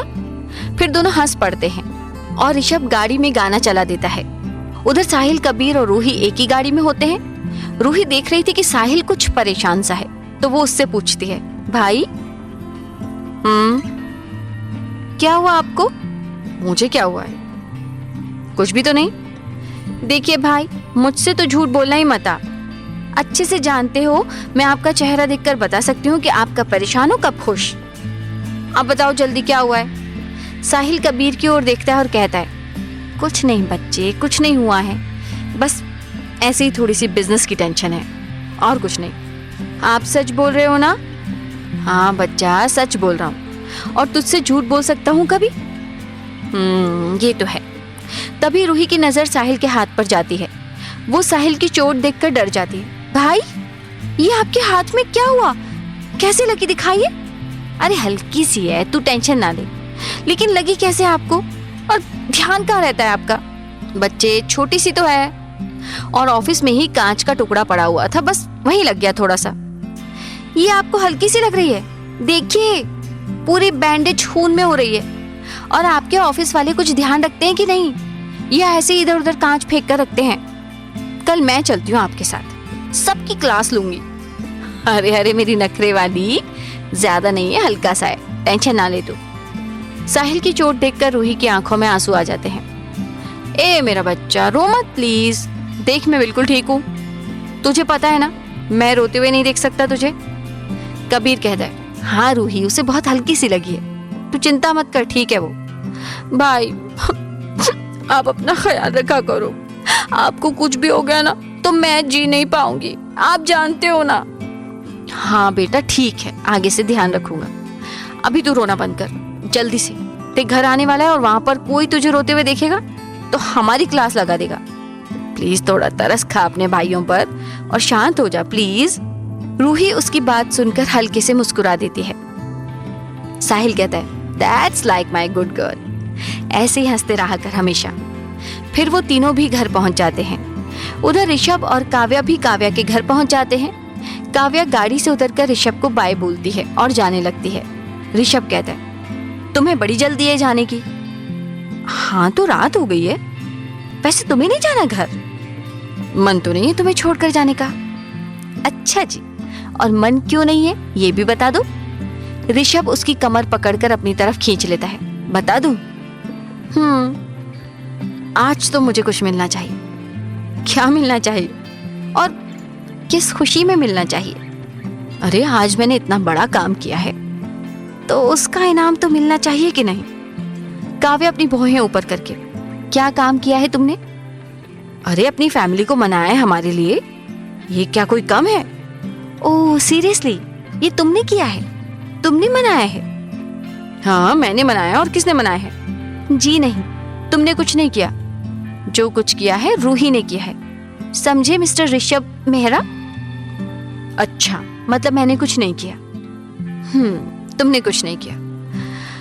अच्छा ठीक है, चलो मान लिया मैंने कुछ नहीं किया, लेकिन मॉम डैड के लिए इतनी प्यारी सी खूबसूरत सी बहू ढूंढी है, उसका इनाम तो मिलना चाहिए ना? नहीं, बिल्कुल भी नहीं। अभी कुछ भी नहीं है, जो कुछ भी चाहिए सब कुछ शादी के बाद। लेकिन कुछ नहीं। अब जाओ यहाँ से, वेदिका आ जाएगी। मुझे नहीं जाना है। जब तक मुझे मेरा इनाम नहीं मिलेगा मैं कहीं नहीं जाऊंगा। और वहीं पर मुंह घुमाकर खड़ा हो जाता है। ऋषभ प्लीज जिद मत करो, जाओ यहाँ से प्लीज। नहीं मतलब नहीं। ऋषभ तुम जाओ, जाकर सो जाओ, मैं यही खड़ा हूँ रात भर। जब तक मुझे मेरा इनाम नहीं मिलेगा तब तक, चाहे फिर मैं यहाँ खड़ा हूँ सर्दी से मर ही क्यों ना। इससे पहले वो कुछ कहता, काव्या उसके होठों पर अपने होठ रख देती है और उसे बेतहाशा चूमने लगती है। पहले तो ऋषभ इस हरकत से हैरान हो जाता है, लेकिन फिर वो भी उसका साथ देने लगता है।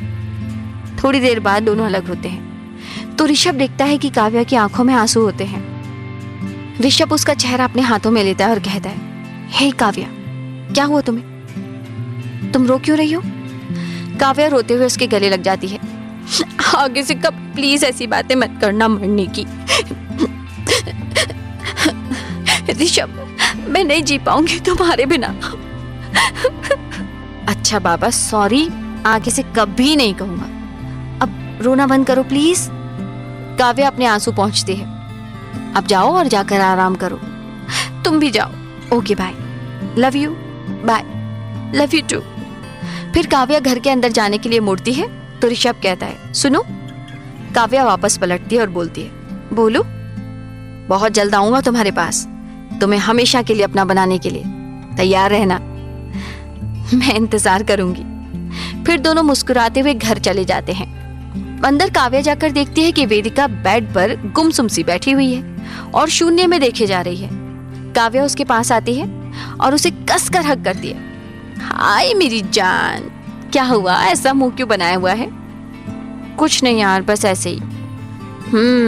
आज फिर से साहिल से कोई झगड़ा हो गया क्या? और हंसने लगती है। वेदिका उसकी तरफ देखती है मगर उसके चेहरे पर कोई भाव नहीं होते। वो फिर से नजरें झुका लेती है। काव्या उसे ऐसे देखकर परेशान हो जाती है। काव्या कहती है, क्या बात है बाबू, बता मुझे, किसी ने कुछ कहा तुझे? बोलना। यार ये सारे कांड मेरे साथ ही क्यों होने लगते हैं? मतलब एक दिन भी मैं चैन से नहीं रह सकती। क्या हुआ है पर ये तो बता। फिर वेदिका उसे सब कुछ बताती है, जो कुछ भी आज ऑफिस में हुआ। ये सुनकर काव्या अपना सिर पकड़ लेती है। यार तू भी हद करती है। मतलब एक तो उस बेचारे को चोट लगी, ऊपर से तूने थप्पड़ भी मार दिया। तो क्या करती मैं? एक तो उन्हें चोट लगी, ऊपर से एटीट्यूड दिखा रहे थे, बार बार बोल रहे थे तुम जाओ, मैं ठीक हूँ। मैं कोई गलत थोड़ी ना कर रही थी उनके साथ। तो मतलब तू सीधा थप्पड़ मार देगी? हद है, मतलब ऐसा कौन करता है? अच्छा है तू डॉक्टर नहीं बनी, वरना तू पेशेंट्स को ठीक क्या करती, उन्हें कूट काट कर और तोड़ देती। वेदिका उसे घूर कर देखती है। क्या ऐसे क्या देख रही है? खाएगी क्या? और क्या गलत बोला मैंने? वैसे तूने उसे गले भी लगाया, क्या बात है यार। उन्हें इतना दर्द हो रहा था, ऊपर से उन्हें थप्पड़ भी मार दिया मैंने, पूरा गाल लाल हो गया था उनका। फिर मुझे कुछ समझ नहीं आया क्या करूं, तो बस मतलब उसे दर्द में भी नहीं देख सकती, उस पर हाथ भी उठा दिया और मुस्कुराने लगती है। कुछ तो गड़बड़ है दया, पता लगाना पड़ेगा। मतलब तू कहना क्या चाहती है? साफ साफ बोल। तू पसंद करती है ना उसे? पागल है क्या? कुछ भी मत बोल, ऐसा कुछ नहीं है। और तुझे तो पता है मैं किसी को भी दर्द में नहीं देख सकती। मतलब साहिल में और किसी और में कोई फर्क नहीं है तेरे लिए? वेदिका उसकी बात सुनकर चुप हो जाती है। बोलना, चुप क्यों है? क्या बोलूं? मुझे कुछ समझ नहीं आ रहा कि तू क्या बोल रही है। पता नहीं क्या बकवास किए जा रही है। अच्छा, मतलब मेरी बातें अब बकवास लग रही हैं तुझे? सही है बेटा। अरे यार यहाँ दिमाग वैसे ही खराब पड़ा हुआ है, ऊपर से तू। खैर ये सब छोड़, मेरी लाइफ में तो डेली कोई ना कोई कांड हो ही जाता है, और जब से साहिल सर से मिली हूँ तब से तो ज्यादा ही हो रहा है। तू बता कहाँ थी आज पूरा दिन से? वो आज ऋषभ की भाभी और बहन से मिलाया था ऋषभ ने, बस वहीं गई थी। अच्छा, तो क्या हुई बात ये बता। फिर काव्या उसे सब कुछ बताती है। ओहो क्या बात है, मतलब ससुराल वालों को मेरी हीरोइन पसंद आ गई और बेड पर खड़ी होकर डांस करने लगती है और काव्या को भी अपने साथ लगा लेती है। फिर दोनों काफी देर तक ऐसे ही डांस करती रहती हैं। थोड़ी देर बाद दोनों थक कर बेड पर लेट जाती हैं। अच्छा वैसे तू यहाँ अकेली आई थी, मतलब ऋषभ तुझे छोड़ने नहीं आया? आया था ना, बट वो वहीं से चला गया। ओह, तभी वेदिका की नजर काव्या के होठों पर जाती है तो वो उससे पूछती है, काव्या तू आज लिपस्टिक लगाकर नहीं गई थी क्या? क्यों, क्या हुआ? नहीं कुछ नहीं, आज लिपस्टिक नहीं है ना, मतलब डेली तो तेरे लिप्स ऐसे ही होते हैं जैसे लगा कर जाती है, बस इसलिए पूछा। वेदिका की बात सुनकर काव्या शर्म से लाल हो जाती है। उसके मुंह से शब्द नहीं निकल रहे थे। अब मुझे ना नींद आ रही है, मैं सोने जा रही हूँ, बाय, गुड नाइट। और फिर वो वहां से उठकर चल देती है। वेदिका को उसका बिहेवियर थोड़ा अजीब लगता है। वो सोचती है कि इसे क्या हुआ, अभी तो इतना खुश होकर बात कर रही थी, अचानक से क्या हुआ इसे? वेदिका कहती है, रुक। काव्या कहती है, हाँ क्या छुपा रही है तू, मुझे बता। कुछ भी तो नहीं यार, मुझे बस नींद आ रही है। झूठ मत बोल, कोई नींद नहीं आ रही तुझे? अभी सिर्फ 9 बजे, डेली हम 11 के आसपास सोते हैं। काव्या उससे नजर चुराने लगती है। डोंट टेल मी, किस विस तो नहीं? काव्या कोई जवाब नहीं देती और नजरें झुकाकर खड़ी रहती है। कितनी बार हो चुका है अब तक? फर्स्ट टाइम था, कसम से आज से पहले कभी नहीं हुआ, सच्ची। ओ सही है भाई। और मुस्कुराने लगती है वेदिका। काव्या कहती, मैं नहीं चाहती थी, वो बस गलती से हो गया, कुछ भी जानबूझकर नहीं हुआ यार। फिर वो उसे सब बताती है। वेदिका कहती अरे कोई बात नहीं मेरी जान, और अब फिर तो तुम दोनों की शादी होने वाली है, और वैसे भी तुझे मुझसे कुछ भी छुपाने की या फिर इन सब के लिए मेरे सामने गिल्ट फील करने की जरूरत नहीं है, ओके? काव्या हाँ में से रिला देती है। अच्छा अब तू जा, सो जा, सुबह मुझे ऑफिस भी जाना है, लीव के लिए भी अप्लाई करना है। काव्या पूछती है लीव क्यों? शादी नहीं करनी है क्या तुझे? अब तो घर जाना पड़ेगा ना, और घर जाने के लिए तो लीव लेनी पड़ेगी, और तू भी सुबह लीव ले लेना, फिर परसों निकल जाएंगे दोनों। वैसे तुझे लीव की जरूरत तो नहीं है, अब तो तेरा ही हॉस्पिटल है। काव्या मुस्कुराते हुए कहती है तू ना पिट जाएगी अब। अच्छा ठीक है, तू सो जा, गुड नाइट। Good night. और काव्या ये कहकर वहां से चली जाती है। वेदिका कहती है हे भगवान जी, बस अब इसकी जिंदगी में कोई गम कोई दर्द ना, बस अब इसके हिस्से की खुशियां दे दीजिए। बहुत कुछ सह चुकी है, अब और नहीं, प्लीज भगवान जी। फिर उसे साहिल का ख्याल आता है, एक बात करूं क्या सर से? उनकी तबीयत के बारे में ही पूछ लेती हूँ, पर अगर वो मुझसे नाराज हुए तो कोई बात नहीं, उन्हें सॉरी बोल देना। लेकिन क्या वो सॉरी कहने से मान जाएंगे? बिल्कुल मान जाएंगे, ऐसे कैसे नहीं मानेंगे। फिर वो अपना फोन लेती है और फोन को स्क्रॉल करने लगती है। वेदिका अपने सिर पर मारती है, कॉल करूं कैसे? नंबर तो है ही नहीं। वेदिका वेदिका वेदिका क्या कर रही है? जब तेरे पास नंबर नहीं है तो फिर बात कैसे करेगी? क्या करूं क्या करूं क्या करूं? हाँ, कबीर सर से लिख लूं, साहिल सर का नंबर। फिर वो कबीर को कॉल करती है। सभी यंगस्टर्स एसआर विला में बैठकर गप्पे लड़ा रहे होते हैं। तभी कबीर का फोन बजता है। कबीर देखता है कि वेदिका का फोन आ रहा है, तो वो ये सोचता है कि मुझे कॉल क्यों कर रही है? ओह, साहिल के लिए कर रही होगी पक्का। और वो वहां से उठकर चला जाता है। Hello, hi Kabir sir, Vedika here. जी मिस शर्मा बोली। जी सर, वो एक्चुअली बात ये थी कि जी बोलिए, मैं सुन रहा हूँ। आप ठीक है सर? जी हाँ, मैं बिल्कुल ठीक हूँ, आप बताइए। जी मैं भी अच्छी हूँ। कुछ काम था आपको? जी नहीं सर, बस ऐसे ही। ओके चलिए, तो मैं फोन रखता हूँ। Good night. Good night sir. Miss Sharma. जी सर। साहिल भी ठीक है क्या सर? वो बिल्कुल ठीक है, आप टेंशन मत लीजिए। जी सर। चलिए तो अब मैं रखता हूँ। और हाँ, साहिल का नंबर मैंने आपको सेंड कर दिया है, तो अब आप डायरेक्टली उससे ही बात कर लीजिए, ठीक है? जी सर। और ये कहकर वेदिका फोन कट कर देती है। फिर वो जल्दी से अपना व्हाट्सएप खोलती है तो देखती है कि कबीर ने साहिल का नंबर सेंड किया हुआ था, और वो जल्दी से साहिल का नंबर सेव करती है। अब जल्दी से कॉल करती हूँ, लेकिन अगर वो बिजी हुए तो कोई बात नहीं, दोबारा कॉल कर लूंगी। और फिर भी अगर नहीं उठाया, वो कॉल करने ही वाली होती है कि तभी काव्या वहां आ जाती है। उसके हाथ में 2 कॉफी मग होते हैं। वेदिका कहती है तू सोई नहीं अब तक? तू भी तो नहीं सोई? हाँ, मुझे तो नींद नहीं आ रही। साहिल की याद आ रही है? हाँ नहीं, अरे मुझे क्यों आएगी उनकी याद, वो तो बस ऐसे ही नींद नहीं आ रही। काव्या उसे देखकर मुस्कुराने लगती है। देख, मुझे नींद ना आए तो बात समझ में आती है, पर तुझे नींद क्यों नहीं आ रही? तू तो किसी को याद नहीं कर रही, फिर भी तुझे नींद क्यों नहीं आ रही? अब इसमें मुझे क्या पता। फिर दोनों ऐसे ही वहीं बैठकर बातें करने लगती हैं। उधर एसआर विला में भी यंगस्टर्स हंसी मजाक कर रहे थे। रूही कहती है तो फाइनली मैं चैलेंज जीत गई, क्यों वीर जी? कबीर कहता है हाँ हाँ जीत गई, अब ज्यादा मत इतरा, समझी? अथर्व कहता है हाँ भाई रूही, मानना पड़ेगा तुम्हें, मतलब हम 2 साल से पता नहीं लगा पाए और तुमने 2 दिन में पता लगा लिया, कैसे? आस्था कहती हाँ ये बात तो बिल्कुल सही है, जबकि वो दोनों तो बिल्कुल मेरे सामने ही होते थे, फिर भी मुझे पता नहीं चला कि ऐसा कुछ भी हो सकता है। ऋषभ कहता है हाँ, क्योंकि हम दोनों हॉस्पिटल में कभी ऐसे बात नहीं करते थे, कोई बात होती थी तो फोन पर या फिर कहीं बाहर मिलते थे। ओहो, सभी कहते हैं। फिर रूही कहती है तो अब चैलेंज जीत लिया है तो मेरा इनाम? अथर्व कहता है बोल तुझे क्या चाहिए? टाइम आने पर मांग लूंगी, फिलहाल तो आप सब मुझे वो दो जो मुझे इस वक्त चाहिए। सभी कहते हैं क्या? ओफो, ज्यादा बनिए मत, अब लाइए जल्दी। फिर सभी हंसते हुए चॉकलेट्स उसके हाथ में रख देते हैं। चॉकलेट्स देखकर रूही बिल्कुल बच्चों की तरह खुश हो जाती है। रूही कहती है वीर जी, आपको अलग से बोलना पड़ेगा क्या? कबीर कहता है, दे तो दी, अब और कैसे दूं? वो दीजिए जो आपने अभी तक अपनी पॉकेट में छिपाई हुई है, जल्दी बाहर निकालिए उसे।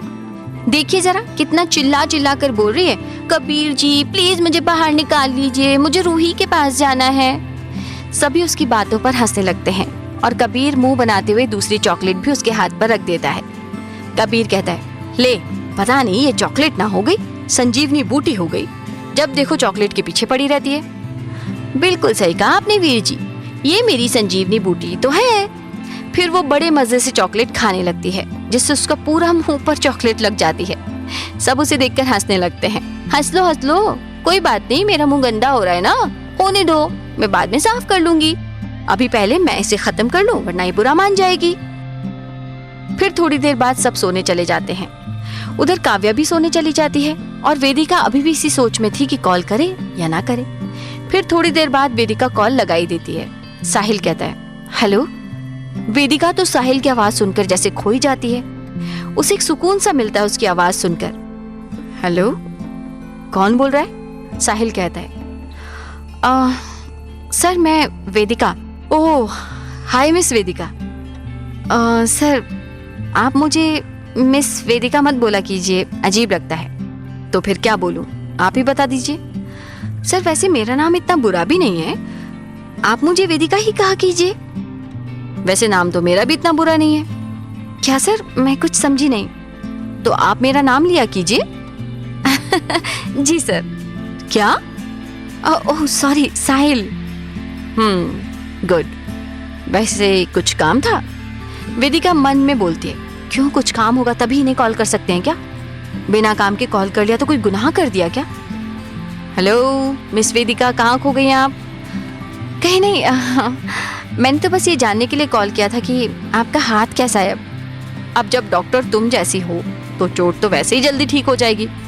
क्या सर? क्या कहा? मेरा मतलब साहिल,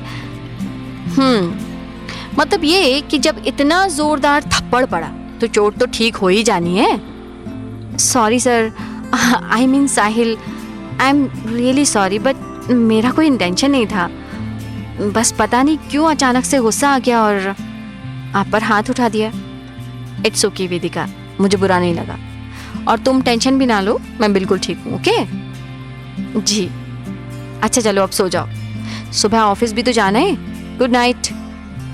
good night sir, I mean Sahil. फिर दोनों हंसते हुए फोन काट देते हैं और सोने चले जाते हैं। दोनों ही एक दूसरे के ख्यालों में खोए हुए थे। जहां साहिल वेदिका को दिलो जान से चाहने लगा था, वहीं वेदिका के मन में भी साहिल के लिए एक सॉफ्ट कॉर्नर बनने लगा था। उसे साहिल का साथ अच्छा लगने लगा था, लेकिन वो खुद इस एहसास को समझ नहीं पा रही थी। फिर दोनों एक दूसरे के ख्यालों में कब सो गए उन्हें भी पता नहीं चला। साहिल बाहर आता है तो काका गाड़ी निकाल लेते हैं। साहिल कहता है, काका आज आप रहने दीजिए, मैं खुद चला जाऊंगा। लेकिन बेटा, लेकिन कुछ नहीं, आज आप आराम कीजिए, जाइए। ठीक है बेटा। और उसे गाड़ी की चाबी दे देते हैं काका। साहिल गाड़ी में बैठता है और कबीर को फोन करता है। उधर कबीर अभी भी घोड़े बेचकर सो रहा था, तभी उसका फोन बजता है। वो बिना देखे ही फोन उठाता है। हेलो। अबे उठ जा, कितना सोएगा? क्यों बे पनौती, क्यों मेरी नींद का दुश्मन है यार? अपनी प्रॉब्लम बोलना। मैं ऑफिस जा रहा हूँ, तू भी आ जाना टाइम से। इतनी जल्दी ऑफिस जाकर क्या करेगा? कुछ काम है? हाँ जा जा, बन जा वेदिका का ड्राइवर साले। और तो कुछ काम रहा नहीं तेरे पास, यही काम बाकी रह गया है बस। आया बड़ा कुछ काम है। अच्छा साला, फोन रख। ठीक है चल, पहुंच जाना टाइम से। हाँ ठीक है यार, फोन रख अब। साहिल हंसते हुए फोन रख देता है और कहता है, इश्क ने गालिब निकम्मा कर दिया, वरना हम भी आदमी थे काम के। और हंसते हुए वहां से निकल जाता है। उधर काव्या और वेदिका भी घर से निकल रहे थे कि तभी ऋषभ वहां आ जाता है। वेदिका उसे देखती है और काव्या से कहती है, ओहो क्या बात है काव्या, आजकल जीजू तुझसे एक पल भी दूर नहीं रह पा रहे हैं। मतलब? वेदिका ऋषभ की तरफ इशारा करती है।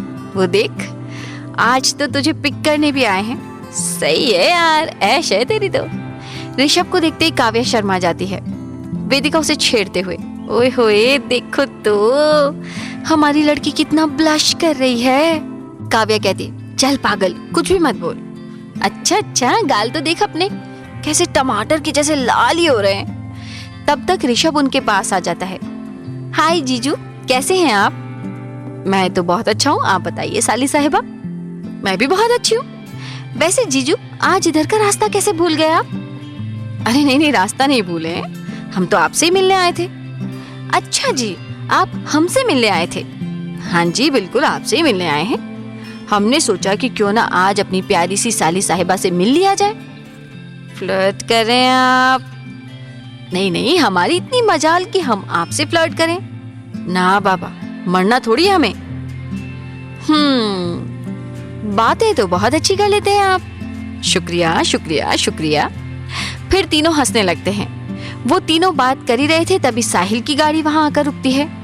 काव्या उसे देखती है और वेदिका को छेड़ते हुए, क्या बात है, आज तो तेरा दीवाना भी सुबह ही सुबह आ गया तेरे दर्शन करने को। और साहिल की तरफ इशारा करती है।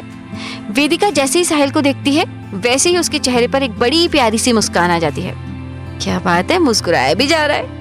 शायद मन में भगवान जी से यही दुआ कर रही होगी कि आज साहिल तुझे लेने आ जाए। और देख, भगवान जी ने तेरी सुन भी ली, भेज दिया तेरे दीवाने को। उसकी बात सुनकर वेदिका झेंप जाती है और काव्या को गुस्से से घूरने लगती है। ऐसे मत देख यार, वैसे तो मन में गुलाब जामुन फूट रहे होंगे तेरे, ऊपर से गुस्सा दिखा रही है। तभी साहिल वहां आ जाता है। नमस्ते भाभी जी, कैसी हैं आप? नमस्ते देवर जी, मैं तो बहुत अच्छी हूँ, आप बताइए। मैं भी बहुत अच्छा हूँ। वैसे ऋषभ, तू यहाँ क्या कर रहा है? हॉस्पिटल नहीं जाना तुझे? मैं तो यहाँ वेदिका और काव्या से मिलने आया था। पर तू यहाँ क्या कर रहा है? मैंने तुझे यहाँ देखा तो मैं भी आ गया। ऋषभ अपने मन में, ये यहाँ देखकर तो मुझे आया नहीं है, कुछ तो चक्कर है। वैसे काव्या, ये तो है ही कामचोर, पर क्या तुम्हें भी हॉस्पिटल नहीं जाना, जो यहाँ घर के बाहर डेरा डाला हुआ है सबने? अरे ऐसी बात नहीं है साहिल जी, काव्या कहती है। तो साहिल कहता है, what Sahil ji, are you serious? सुनने में भी कितना अजीब लग रहा है, कितना ओल्ड फैशन है। प्लीज साहिल ही बुलाओ यार। काव्या हंसकर कहती है, अच्छा ठीक है साहिल। खुश? बहुत खुश। ऋषभ कहता है, ओए तमीज से बात कर, भाभी है तेरी। हाँ मुझे पता है भाभी है, और मैंने कौन सा उनको गालियां दे दी जो तू ऐसे बोल रहा है? ऋषभ कहता है, हाँ तो भाभी बोलना, नाम क्यों ले रहा है? देख भाई, देवर भाभी का रिश्ता तो है ही, लेकिन हम तो दोस्त बनकर रहेंगे, क्यों काव्या? बिल्कुल ठीक कहा तुमने साहिल, हम दोनों तो दोस्त बनकर रहेंगे हमेशा। क्यों काव्या? बिल्कुल ठीक कहा तुमने साहिल, हम तो दोनों दोस्त बनकर रहेंगे हमेशा। साहिल काव्या और ऋषभ से बात तो कर रहा था, लेकिन उसने वेदिका की तरफ देखा भी नहीं, और ये बात कहीं ना कहीं वेदिका को अच्छी नहीं लग रही थी, जिससे उसके चेहरे के एक्सप्रेशंस बदलने लगे थे। ऋषभ साहिल को अपनी तरफ खींचता है और उसके कान में कहता है, क्यों बे, कुछ ज्यादा ही फेक नहीं हो रहा तुझसे? साहिल कहता है, तो तुझे क्यों जलन हो रही है? और तू टेंशन ना ले, वो मेरे लिए रूही के जैसे ही है, समझा? तो अपनी छोटी सोच को अपने पास रख। ऋषभ उसे छेड़ते हुए, फिर तो वेदिका भी रूही जैसी? चुप बे, बहन होगी तेरी, और अब मैं क्या सारी दुनिया को अपनी बहन बना लूं? और एक बात बता, तू बना सकता है काव्या को अपनी बहन? ऋषभ कहता है, पागल हो गया है क्या? काव्या मेरी बहन कैसे हो सकती है? साहिल कहता है, लगी ना तुझे, लगी ना, तो फिर वेदिका को मेरी बहन क्यों बना रहा है साले? इसका मतलब तू वेदिका? हाँ, लेकिन अभी इसके बारे में किसी को पता नहीं चलना चाहिए। ठीक है भाई। इतने में काव्या कहती है, ये क्या खिचड़ी पक रही है आप दोनों की? साहिल कहता है, कुछ भी तो नहीं। अब वेदिका का गुस्सा बढ़ता ही जा रहा था, उससे अब वहां खड़ा होना बर्दाश्त नहीं हो रहा था। वेदिका कहती है, ओके गाइज, मैं निकलती हूँ, काफी टाइम हो गया है, बाय। और अपनी स्कूटी स्टार्ट करने लगती है, मगर वो स्टार्ट नहीं होती। काव्या कहती है, तुझसे कितनी बार कहा है कि इस खटारा को बेच दे, बहुत पुरानी हो गई है, या फिर गाड़ी से चली जाए कर, लेकिन पता नहीं क्या लगावे तुझे इस खटारा से। वेदिका कहती है, ए मेरी बिजली को खटारा मत बोल, समझी? जब तू बीमार होती है तो तू कर सकती है काम, नहीं ना? वैसे ही मेरी बिजली भी थोड़ी सी बीमार है, बस डॉक्टर के पास लेकर जाना पड़ेगा। उसकी बातें सुनकर सब हंसने लगते हैं। साहिल हंसते हुए कहता है, बिजली, व्हाट अ नेम, नाइस। वेदिका उसे गुस्से से घूरती है तो वो एकदम से चुप हो जाता है और अपने मुंह पर उंगली रख लेता है। Sorry sorry sorry sorry. Kavya हंसते हुए, ओए, अपनी इस बिजली को बाद में डॉक्टर के पास ले जाना, पहले ये सोच ऑफिस कैसे जाएगी। आज गाड़ी भी नहीं है, गैरेज गई हुई है। वेदिका कहती है, हाँ यार कैसे जाऊंगी अब। हाँ, ऑटो से चली जाऊंगी। और अपना बैग उठाती है और वहां से जाने लगती है। साहिल मन में सोचता है, ये लड़की कुछ पागल वागल है क्या। मैं मतलब सामने खड़ा हूँ, मुझे भी तो बोल सकती है ना, मेरे साथ भी तो जा सकती है। पर नहीं, हमेशा अपनी चलानी होती है। कितना एटीट्यूड है इस लड़की में। वेदिका मन में सोचती है, यार ये कितना अकड़ू है, एक बार भी नहीं बोला कि मेरे साथ चलो। पता नहीं इतनी अकड़ कहाँ लेकर जाएंगे। मैं तो इन्हें बहुत अच्छा समझती थी, लेकिन ये तो हमेशा वही अकड़ू ही रहेंगे। अकड़ू कहीं के। ऋषभ साहिल की तरफ देखता है, जो कि अभी भी उदास खड़ा था। ऋषभ कहता है, अरे वेदिका, तुम ऑटो से क्यों जाओगी? तुम और साहिल एक साथ में ही काम करते हो ना, फिर साथ में ही चले जाओ, क्या प्रॉब्लम है? साहिल, तुझे कोई प्रॉब्लम तो नहीं है? साहिल की तो जैसे मनमांगी मुराद पूरी हो गई थी। इस वक्त ऋषभ उसे किसी देवता से कम नहीं लग रहा था, और फिर वेदिका भी तो यही चाहती थी। साहिल कहता है, नहीं नहीं, मुझे क्या प्रॉब्लम होगी। वेदिका कहती है, नहीं जीजू कोई बात नहीं, मैं ऑटो से ही चली जाऊंगी। साहिल को यह सुनकर बहुत गुस्सा आता है। अरे पर, ऋषभ कहता है। साहिल वेदिका की तरफ देखकर, रहने देना ऋषभ, अगर किसी को नहीं जाना है तो ना जाए, किसी से कोई जबरदस्ती नहीं है। और वो जाकर गाड़ी में बैठ जाता है। काव्या कहती है, यार क्या है, तू क्यों इतना भाव खा रही है, चली जाना, एक जगह ही तो जाना है। वेदिका कहती है, लेकिन कुछ नहीं, जा अब। फिर उसे अपने पास खींचती है। पागल हो गई है क्या? इतना अच्छा मौका है तेरे पास साहिल के साथ टाइम स्पेंड करने का, और तू ऐसे मौके को छोड़ रही है। और उधर देख, उसे कितना बुरा लग रहा है तेरे मना करने से। अब ज्यादा मत सोच, जा अब। वेदिका साहिल की तरफ देखती है, जो उसे देखकर अपनी नजर घुमा लेता है। वेदिका मन में कहती है, लगता है ज्यादा ही नाराज हो गए, अब मनाना पड़ेगा। वो जाकर गाड़ी में बैठ जाती है। साहिल बिना कुछ बोले गाड़ी स्टार्ट कर देता है और फिर वहां से निकल जाते हैं। काव्या और ऋषभ भी हॉस्पिटल के लिए निकल जाते हैं। गाड़ी में काव्या कहती है, दोनों साथ में कितने अच्छे लगते हैं ना। ऋषभ कहता है, हम दोनों? वो तो लगते ही है। ऋषभ, मैं हमारी बात नहीं कर रही हूँ। तो फिर? मैं साहिल और वेदिका की बात कर रही हूँ। वो तो है, और साहिल तो वेदिका को पसंद भी करता है। सच में? तुमसे किसने कहा? साहिल ने। साहिल बहुत अच्छा लड़का है मेरी वेदिका के लिए, उससे अच्छा तो कोई हो ही नहीं सकता। साहिल उसे हमेशा खुश रखेगा, और फिर लड़का थप्पड़ खाकर भी कुछ ना बोले तो वो कितना प्यार करता होगा। थप्पड़ खाकर मतलब? ऋषभ पूछता है, तो काव्या उसे सब कुछ बताती है। उधर गाड़ी में वेदिका काफी देर तक साहिल को देखती रहती है, मगर वो कुछ नहीं बोलता। फिर काफी देर बाद वेदिका ही शुरुआत करती है, सर आज आप ऑफिस जल्दी जा रहे हो, कोई काम था? ये किसने कहा कि अगर कोई काम हो तो हम कहीं भी जल्दी जा सकते हैं, बिना किसी काम के नहीं? नहीं सर, मैं तो ऐसे ही बोल रही थी। थोड़ी देर बाद गाड़ी ट्रैफिक सिग्नल पर रुकती है। तभी एक बच्चा आकर साहिल की विंडो पर नॉक करता है। उसके हाथ में कुछ गुलाब के फूल थे। बच्चा कहता है, साहब ले लो ना। नहीं बेटा, मुझे इनकी कोई जरूरत नहीं है। बच्चा वेदिका की तरफ देखकर कहता है, साहब मैडम को दे देना। लो साहब। साहिल अपने पर्स से 2000 का नोट निकालता है और उस बच्चे की तरफ बढ़ा देता है। साहिल कहता है, बेटा मुझे इनकी तो कोई जरूरत नहीं है, लेकिन आप ये रख लो। नहीं साहब, हमें मुफ्त में नहीं चाहिए, हम अपनी मेहनत से कमाते हैं साहब, आप ये फूल ले लीजिए। वेदिका कहती है, ले लीजिए ना सर, कभी कभी बिना किसी जरूरत के भी कुछ खरीद लेना चाहिए, ताकि उससे इन सब का भी भला हो सके।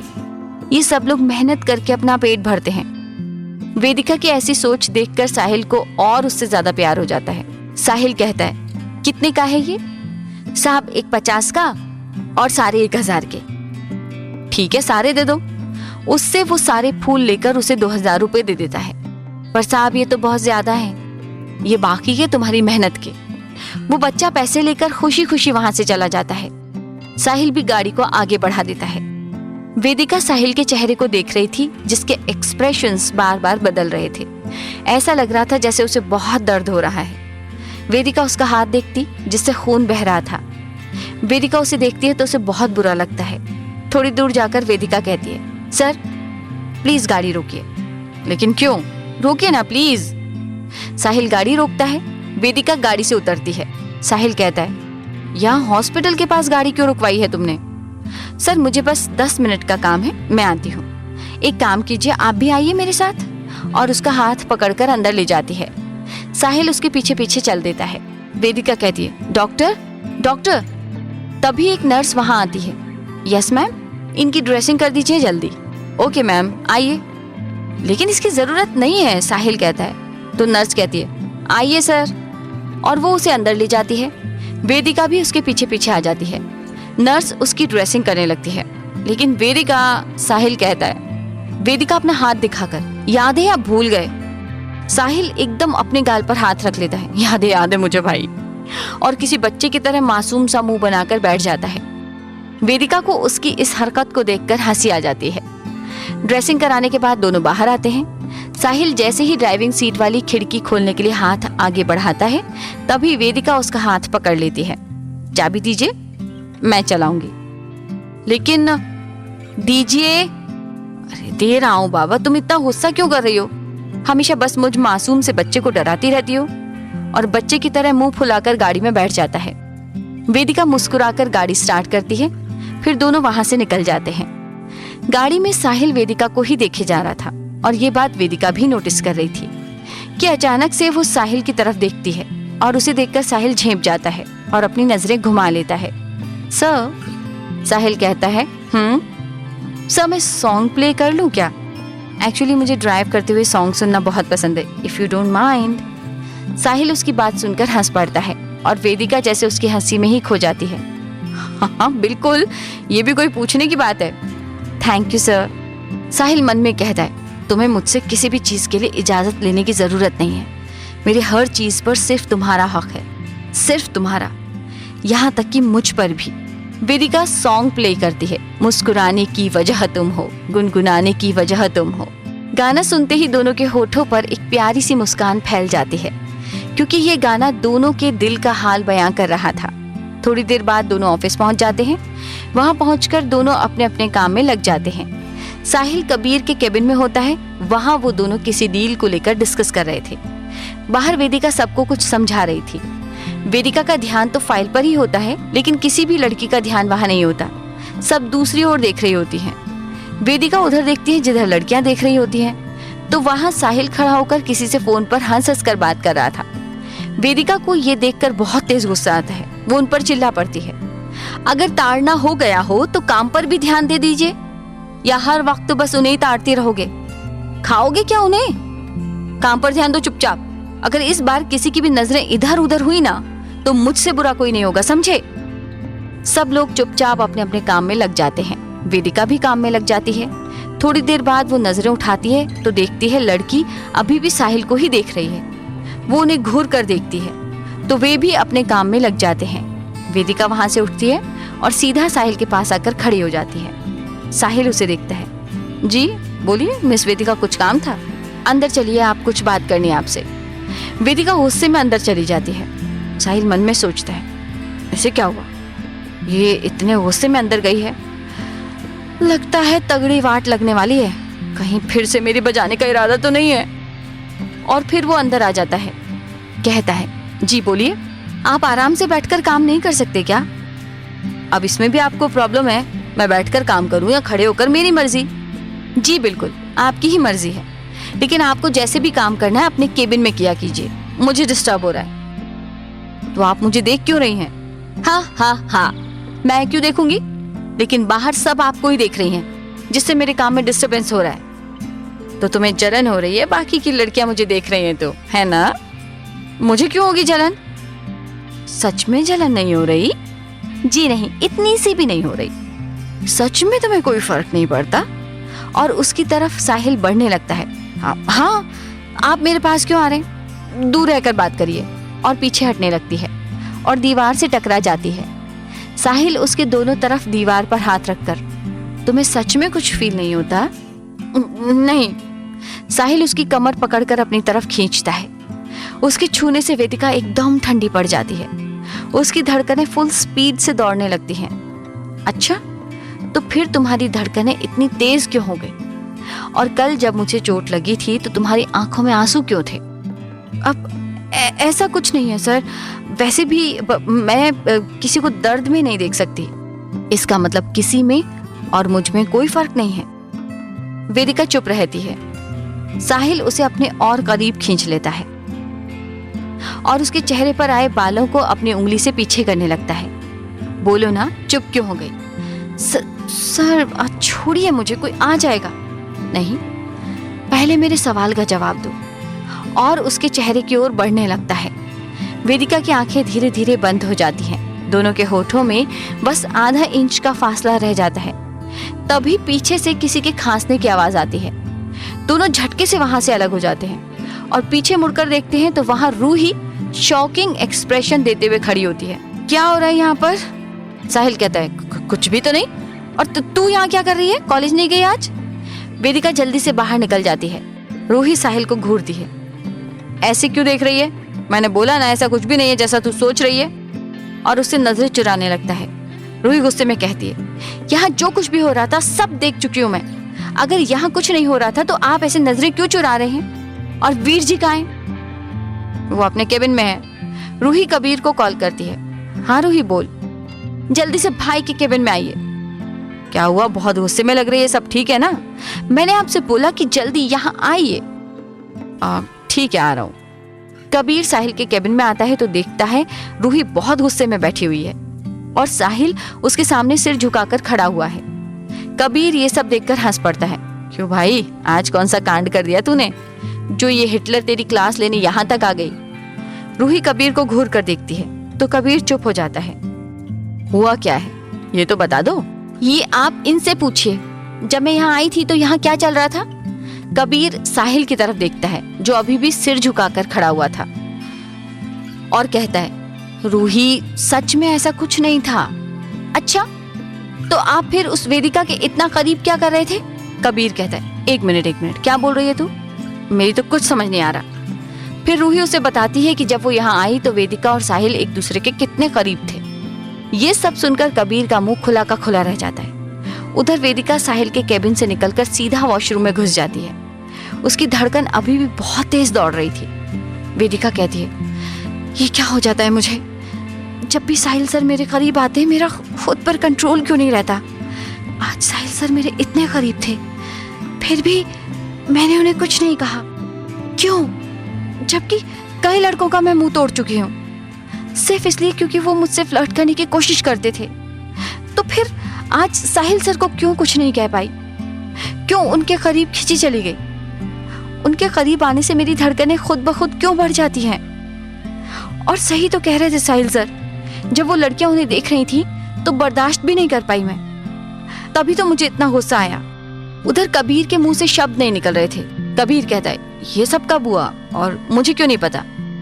साहिल कहता है, यार तुम दोनों यकीन नहीं कर रहे हो, ऐसा कुछ भी नहीं है। कबीर और रूही उसे घूरने लगते हैं। यार सच में ऐसा कुछ नहीं है। हाँ ये सच है कि मैं उससे प्यार करता हूँ, लेकिन उसकी तरफ से वैसा कुछ भी नहीं है और मुझे तो उम्मीद भी नहीं है कि उसकी तरफ से कुछ होगा भी। रूही भाई के पास आती है और उसके गले लग जाती है और कहती है, भाई आप प्यार करते हो उनसे ये तो पता था, लेकिन आज ये साबित हो गया कि उनके दिल में भी फीलिंग्स हैं आपके लिए, वरना वो आपको इतना करीब आने पर कुछ ना कहे। ऐसा कैसे हो सकता है? कबीर कहता है, हाँ साहिल रूही ठीक कह रही है। तभी कबीर को एक कॉल आती है। फोन पर कोई उससे कुछ कहता है जिससे वो परेशान हो जाता है और फोन रख देता है। साहिल कहता है, क्या हुआ कबीर, तू कुछ परेशान लग रहा है, सब ठीक है ना? कबीर कहता है, वो राय शॉपिंग कॉम्प्लेक्स है ना, उसमें आग लग गई है। क्या? पर कैसे, किसी को चोट तो नहीं आई ना? साहिल कहता है। कबीर कहता है, नहीं नहीं सब ठीक है, आग लगने से पहले सबको बाहर निकाल दिया गया था। साहिल कहता है, पर आग कैसे लगी? कबीर कहता है, सुनने में तो यही आया है कि शॉर्ट सर्किट हुआ है। रूही कहती है, ये तो मुंबई का सबसे बड़ा कॉम्प्लेक्स है ना? कबीर कहता है, हाँ, और जो कंपनी साहिल ने खरीदी थी उसी राय का कॉम्प्लेक्स है ये। साहिल कहता है, हाँ पर ऐसे शॉर्ट सर्किट से आग लगी कैसे कि पूरा कॉम्प्लेक्स खाक हो गया? कबीर कहता है, यार पता नहीं। तभी रूही का फोन बजता है। रूही कहती है, हाँ निशी बोल, कहाँ है यार तू? आज असाइनमेंट सबमिट करने का लास्ट डे है और तू अभी तक नहीं आई। रूही कहती है, हाँ बस पहुंच रही हूँ थोड़ी देर में। ठीक है आजा। रूही फोन रखती है। अच्छा भाई मैं चलती हूँ, और हाँ आज आप नाश्ता करके नहीं आए थे ना, तो आई साहब ने नाश्ता भेजा है, कर लेना। ओके ठीक है, तूने किया? नहीं नहीं, मैं कॉलेज में ही कर लूंगी, अभी लेट हो रही हूँ। और वो वहां से चली जाती है। कबीर बोलता है, साहिल सच सच बता, तूने तो नहीं किया ना ये सब? साहिल कहता है, पागल है क्या? अगर मैं ऐसा कुछ करता तो तुझे पता नहीं होता क्या? और साहिल धनराज गिल कभी पीठ पीछे वार नहीं करता, जो भी करता है सामने से करता है, समझा? कबीर कहता है। फिर साहिल कहता है, चल अब काम पर लग जा। कबीर अपने केबिन में चला जाता है, लेकिन साहिल वेदिका के बारे में सोचता है। ये क्या करने जा रहा था मैं? अब क्या सोचेगी वो मेरे बारे में? बहुत ज्यादा नाराज होगी मुझसे। मुझे अभी उससे माफी मांग लेनी चाहिए। साहिल अपने केबिन से निकलकर वेदिका के केबिन की ओर चल देता है। जैसे ही वो गेट खोलने के लिए हाथ बढ़ाता है, तभी एक लड़का उसके पास आता है। सर, ये फाइल रेडी है, एक बार देख लीजिए। ठीक है, मेरे केबिन में रख दो, मैं बाद में देख लूंगा। But sir, it's urgent. शाम तक ये फाइल कपूर इंडस्ट्रीज में भेजनी है, अगर आप अभी देख लेते तो। ठीक है, दो। वो फाइल हाथ में लेकर अपने केबिन की तरफ चला जाता है और वहाँ फाइल देखता है। That's nice. लड़का बोलता है, सर फिर फाइनल कर दे इसे ही? हाँ ठीक है, इसे फाइनल करके दो और जितनी जल्दी हो सके उतनी जल्दी कपूर इंडस्ट्रीज को भेज दो और जल्दी से काम शुरू करो इस पर। Okay sir. और वो वहाँ से चला जाता है। साहिल कहता है, अब जाकर वेदिका से बात करता हूँ, पता नहीं क्या सोच रही होगी मेरे बारे में और नाराज भी बहुत होगी। होनी भी चाहिए, मैंने काम ही ऐसा किया है। फिर वो वेदिका के केबिन में आता है और वहाँ देखता है कि वो वेदिका वहाँ तो है ही नहीं। साहिल कहता है, ये कहाँ गई? तभी वहाँ अनुष्का आती है। वो साहिल को देखकर चौंक जाती है। सर, आप यहाँ? कुछ काम था? हाँ, वो मिस वेदिका के पास एक इम्पोर्टेंट फाइल है, बस वही लेने आया था। लेकिन वो तो यहाँ है ही नहीं। आपको पता है वो कहाँ है? पता नहीं सर, काफी देर से मैंने भी नहीं देखा उन्हें। ठीक है, जैसे ही वो आए उन्हें मेरे केबिन में भेज दीजिएगा। Okay sir. फिर साहिल वहां से चला जाता है। साहिल मन में कहता है, पता नहीं कहाँ चली गई है, अब कहाँ ढूंढूं इसे। थोड़ी देर बाद कबीर केबिन में आता है तो वो देखता है कि साहिल टेंशन में इधर से उधर घूम रहा है। कबीर बहुत देर तक उसे देखता रहता है। फिर जब वो नहीं रुकता तो कबीर कहता है, साहिल कहाँ तक पहुंचा? क्या तू ऐसे वॉक कर रहा है इसलिए पूछा कि कहाँ तक पहुंच गया है? साहिल उसे गुस्से में घूरता है, यहाँ मुझे टेंशन हो रही है और तुझे मजाक सूझ रहा है। क्यों, क्या हुआ? किस बात की टेंशन है तुझे? यार, सुबह से वेदिका नहीं मिल रही है, उसे मेरी हरकत का बुरा तो नहीं लग गया? अब पता नहीं कभी वो मुझसे बात करेगी भी या नहीं। ओह, तो ये बात है। देख भाई, इस बारे में तो मैं तेरी कोई मदद नहीं कर सकता। तूने जो रायता फैलाया है ना, उसे तुझे खुद को समेटना पड़ेगा। ढूंढ उसे और माफी मांग उससे। यार, कहाँ ढूंढूं? एक बार मिल जाए तो माफी क्या, उठक बैठक भी करूंगा, मुर्गा भी बन जाऊंगा। वो जो बोलेगी मैं करूंगा, लेकिन एक बार मिल तो जाए। पता नहीं कहाँ है। कबीर हंसते हुए कहता है, वाह भाई वाह, क्या बात है, मुर्गा भी बन जाएगा उसके लिए। सही है यार, प्यार में तो तू एकदम पागल हो गया है। अरे भाई, संभाल खुद को। हंस ले साले, हंस ले। मेरा भी टाइम आएगा, तब बताऊंगा मैं तुझे। ओ मेरे भाई, मैं तो नहीं पड़ूंगा इस प्यार व्यार के चक्कर में। ये प्यार व्यार सब बर्बादी है, बर्बादी। अपना हाल देख ले तू। खैर, ये सब छोड़, वेदिका को देख और जाकर उससे बात कर। देखता हूँ। और फिर वो कबीर के वहां से चला जाता है। थोड़ी देर बाद वेदिका अपने केबिन में आती है। साहिल उसे देखते ही उसके केबिन की ओर चल देता है। वेदिका अपने चेयर पर बैठती है और एक फाइल को ध्यान से पढ़ने लगती है। तभी उसके केबिन का डोर नॉक होता है। कम इन। साहिल अंदर आता है। वेदिका उसे देखकर डर जाती है। वेदिका खड़ी होकर कहती है, सर आप यहाँ? वेदिका, प्लीज डरो मत, मैं यहाँ तुमसे बस माफी मांगने आया हूँ। देखो, सुबह जो कुछ भी हुआ अनजाने में, प्लीज मुझे माफ कर दो। आगे से ऐसा कुछ भी नहीं होगा, I promise you. But please इस बार माफ कर दो, प्लीज। वेदिका कुछ नहीं बोलती है। वेदिका, प्लीज कुछ तो बोलो। अच्छा ये लो, मैं कान पकड़कर उठक बैठक भी लगा लेता हूँ। और वो कान पकड़कर उठक बैठक करने लगता है। तुम कहो तो मैं मुर्गा भी बन जाऊंगा, या फिर बाहर सबके सामने तुमसे माफी मांग लूंगा। प्लीज इस बार माफ कर दो, आगे से ऐसा नहीं होगा, पक्का। वेदिका उसके पास आती है और उसे रुकने के लिए बोलती है, लेकिन साहिल नहीं रुकता। सर उठिए प्लीज। नहीं, पहले बोलो तुमने मुझे माफ कर दिया। पहले उठिए आप यहाँ से। नहीं, पहले माफी। अच्छा ठीक है, उठिए अब आप। तुमने पक्का माफ कर दिया ना मुझे? जी सर, मैंने माफ कर दिया आपको। साहिल खुश होकर कहता है, thank you so much, thank you so much. और वेदिका के गले लगने को चलता है, लेकिन फिर रुक जाता है। उप sorry. Anyway, thank you so much. अच्छा अब मैं चलता हूँ, अब काम भी तो करना है। सर। वेदिका उसकी ओर लिफाफा बढ़ाती है। ये क्या है? सर ये रेजिग्नेशन लेटर है। क्या? पर क्यों? अब तो मैंने तुमसे माफी भी मांग ली और तुमने मुझे माफ भी कर दिया, फिर रिजाइन क्यों दे रही हो? देखो मैं तुमसे फिर से माफी मांगता हूँ, सबके सामने भी मांग लूंगा, लेकिन इस तरह। सर रिलैक्स, ये रेजिग्नेशन लेटर नहीं है, ये लीव एप्लीकेशन है 2 दिन के लिए। मुझे घर जाना था ना इसलिए। ओह तो फिर तुमने ऐसा क्यों बोला? सर मैं तो मजाक कर रही थी, और आपका चेहरा देखिए, ऐसा लग रहा है जैसे आपसे आपकी कोई सबसे प्यारी चीज छीन ली हो किसी ने। अगर मैं थोड़ी देर और न बोलती ना तो पक्का आप रोने लगते।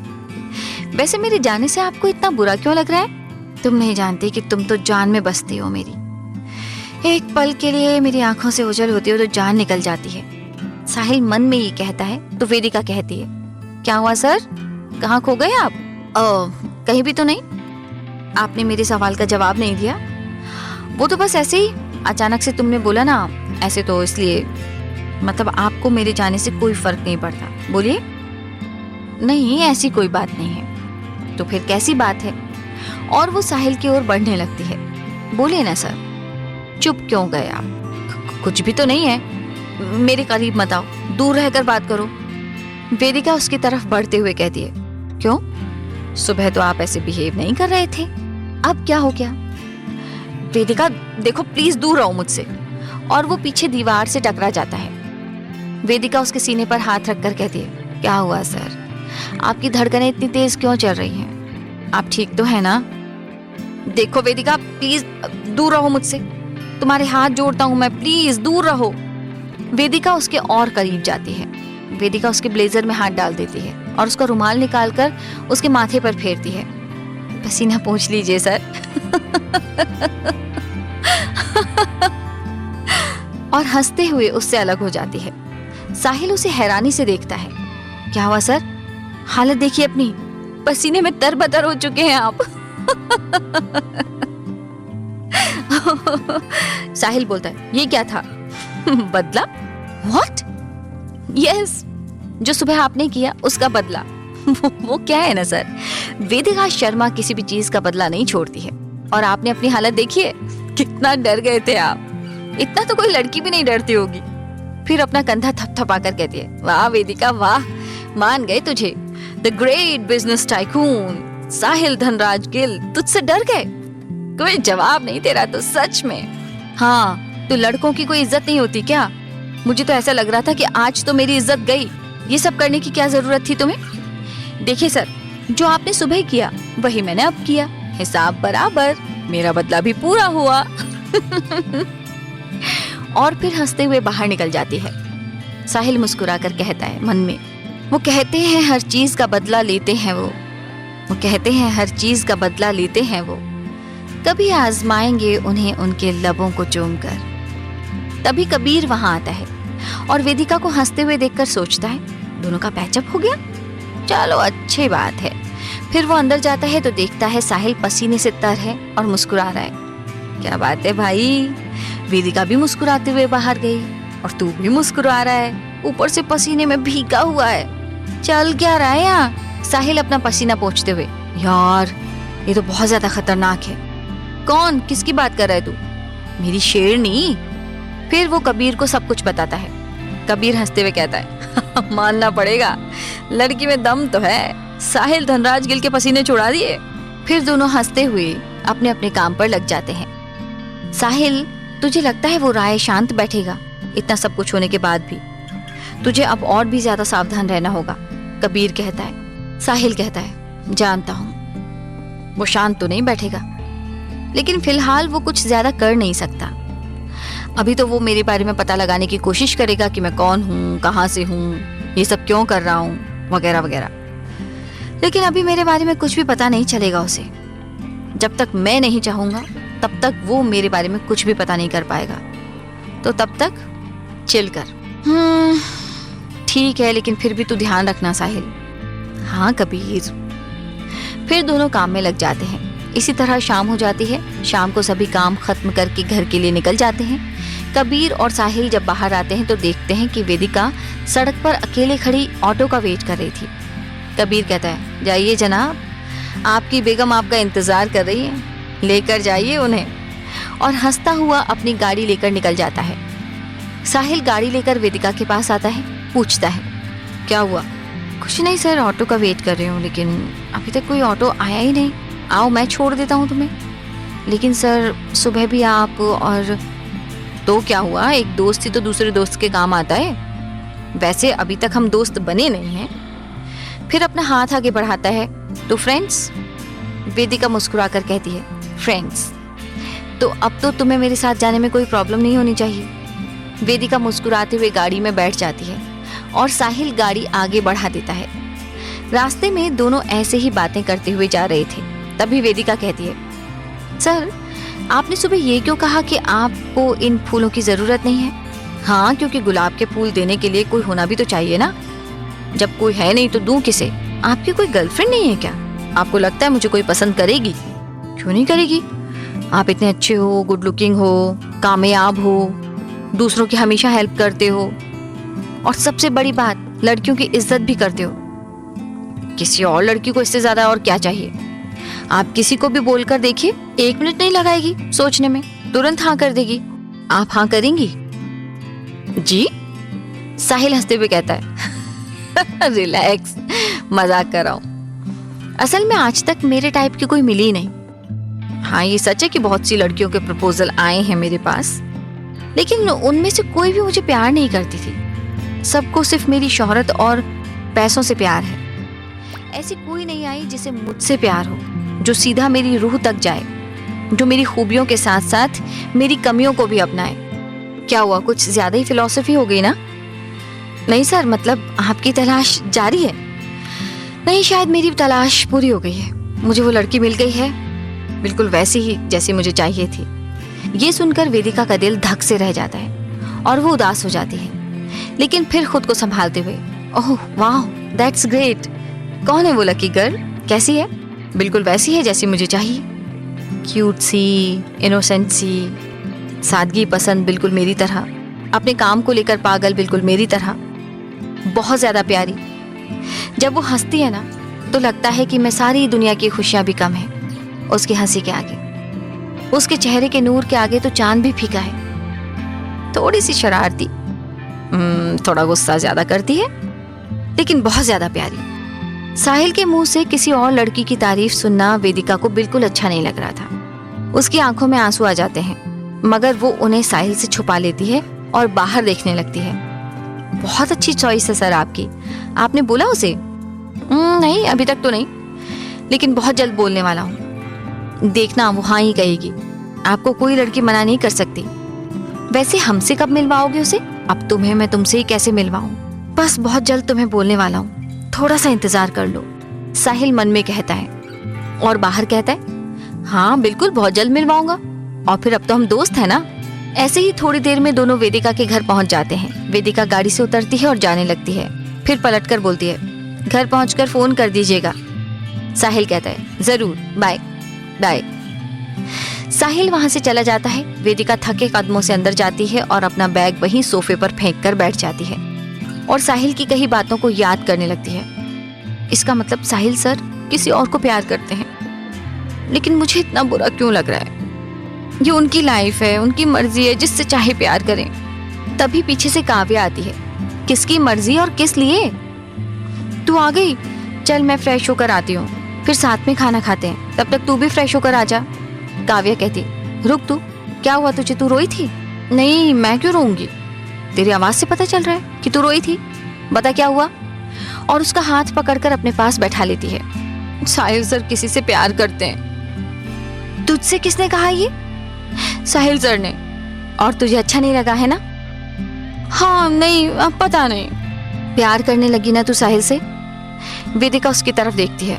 कुछ भी, ऐसा कुछ भी नहीं है। तो फिर उसके मुंह से किसी और लड़की के बारे में सुनकर तुझे अच्छा क्यों नहीं लगा? तेरी आंखों में आंसू क्यों है? ऐसा कुछ नहीं है काव्या, झूठ मत बोल। तेरी आंखों के आंसू साफ साफ बोल रहे हैं कि तू प्यार करने लगी है साहिल से। उसकी बात सुनकर वेदिका उसके गले लग जाती है और रोने लगती है। काव्या कहती है, चुप हो जा, देख रो मत प्लीज, तुझे पता है ना मैं तुझे रोते हुए नहीं देख सकती, प्लीज शांत हो जा। लेकिन ऐसा मेरे साथ ही क्यों हुआ काव्या? मुझे किसी से प्यार हुआ लेकिन वो मेरे नसीब में नहीं है, वो किसी और को प्यार करते हैं। क्यों काव्या, क्यों मेरे साथ ही ऐसा क्यों होता है? काव्या मन में कहता है, अब तुझे कैसे बताऊं कि साहिल ने जिस लड़की के बारे में बताया वो तू खुद है। अच्छा ठीक है, शांत हो जा पहले तू।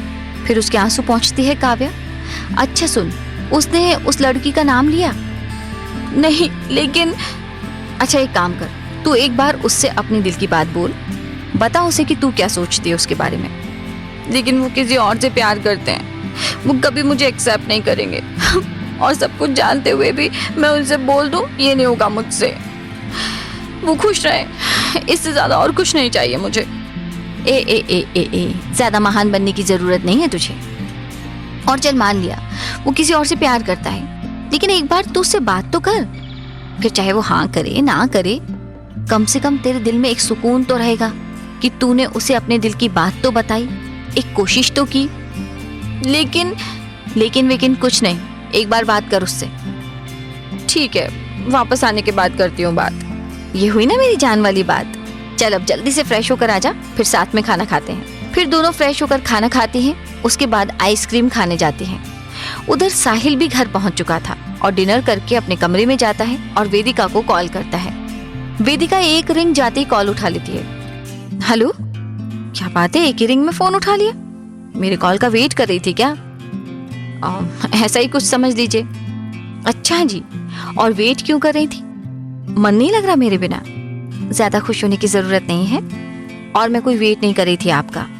वो तो बस मैंने अभी फोन हाथ में लिया तभी आपका फोन आ गया। झूठ बोलने की कोशिश अच्छी थी मगर बोल नहीं पाई। खैर बताओ, खाना खाया तुमने? जी, और आपने? जस्ट अभी। ऐसे ही दोनों काफी देर तक बातें करते रहे, लेकिन इतनी रात तक सिर्फ ये दोनों ही नहीं जाग रहे थे, कोई और भी था जो अभी तक जाग रहा था, जो गुस्से में लाल बैठा हुआ था। एक बड़ा सा घर, उसके एक कमरे में शराब की बहुत सारी बोतलें बिखरी हुई, कुछ आदमी सिर झुकाए खड़े हुए थे और एक आदमी वहीं सोफे पर बैठा हुआ पैक पर पैक गटकाए जा रहा था। वो आदमी कोई और नहीं बल्कि राय था। कुछ बोलते क्यों नहीं हो?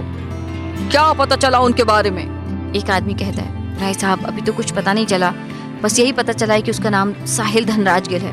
उसका नाम नहीं पूछा मैंने, नाम तो मैं भी जानता हूँ। उसके बारे में क्या पता चला? कौन है, कहाँ है, घर में कौन कौन है?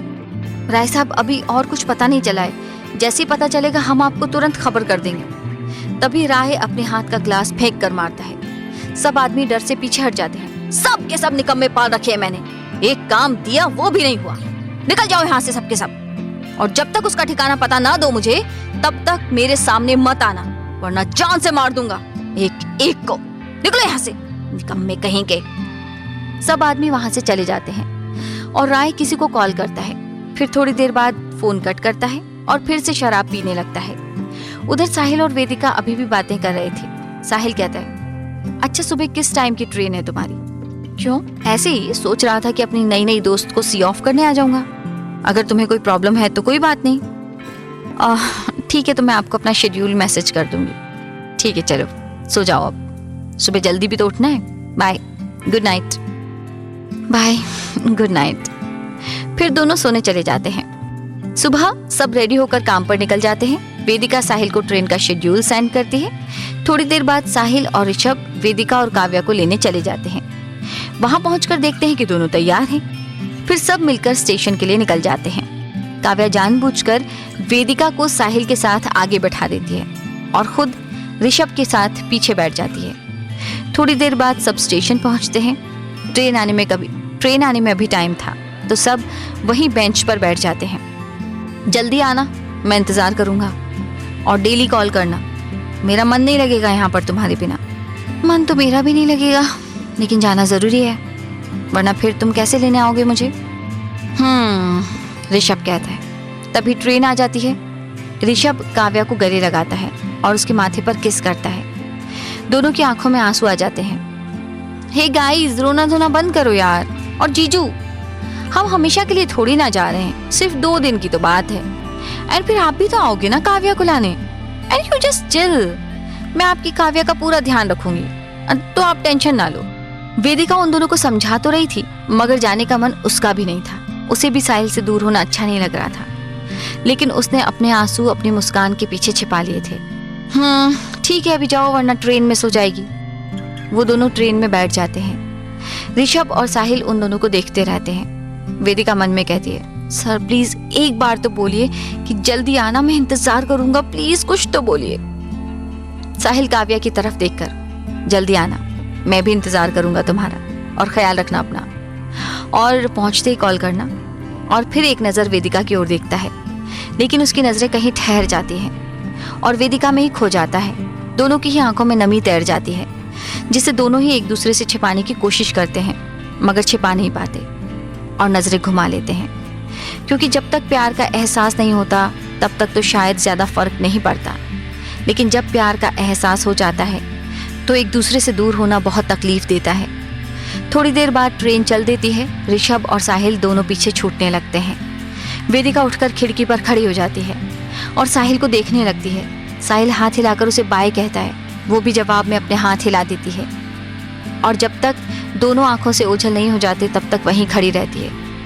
थोड़ी देर बाद आकर अपनी सीट पर बैठ जाती है और अपने कानों में ईयरफोन लगाकर गाने सुनने लगती है।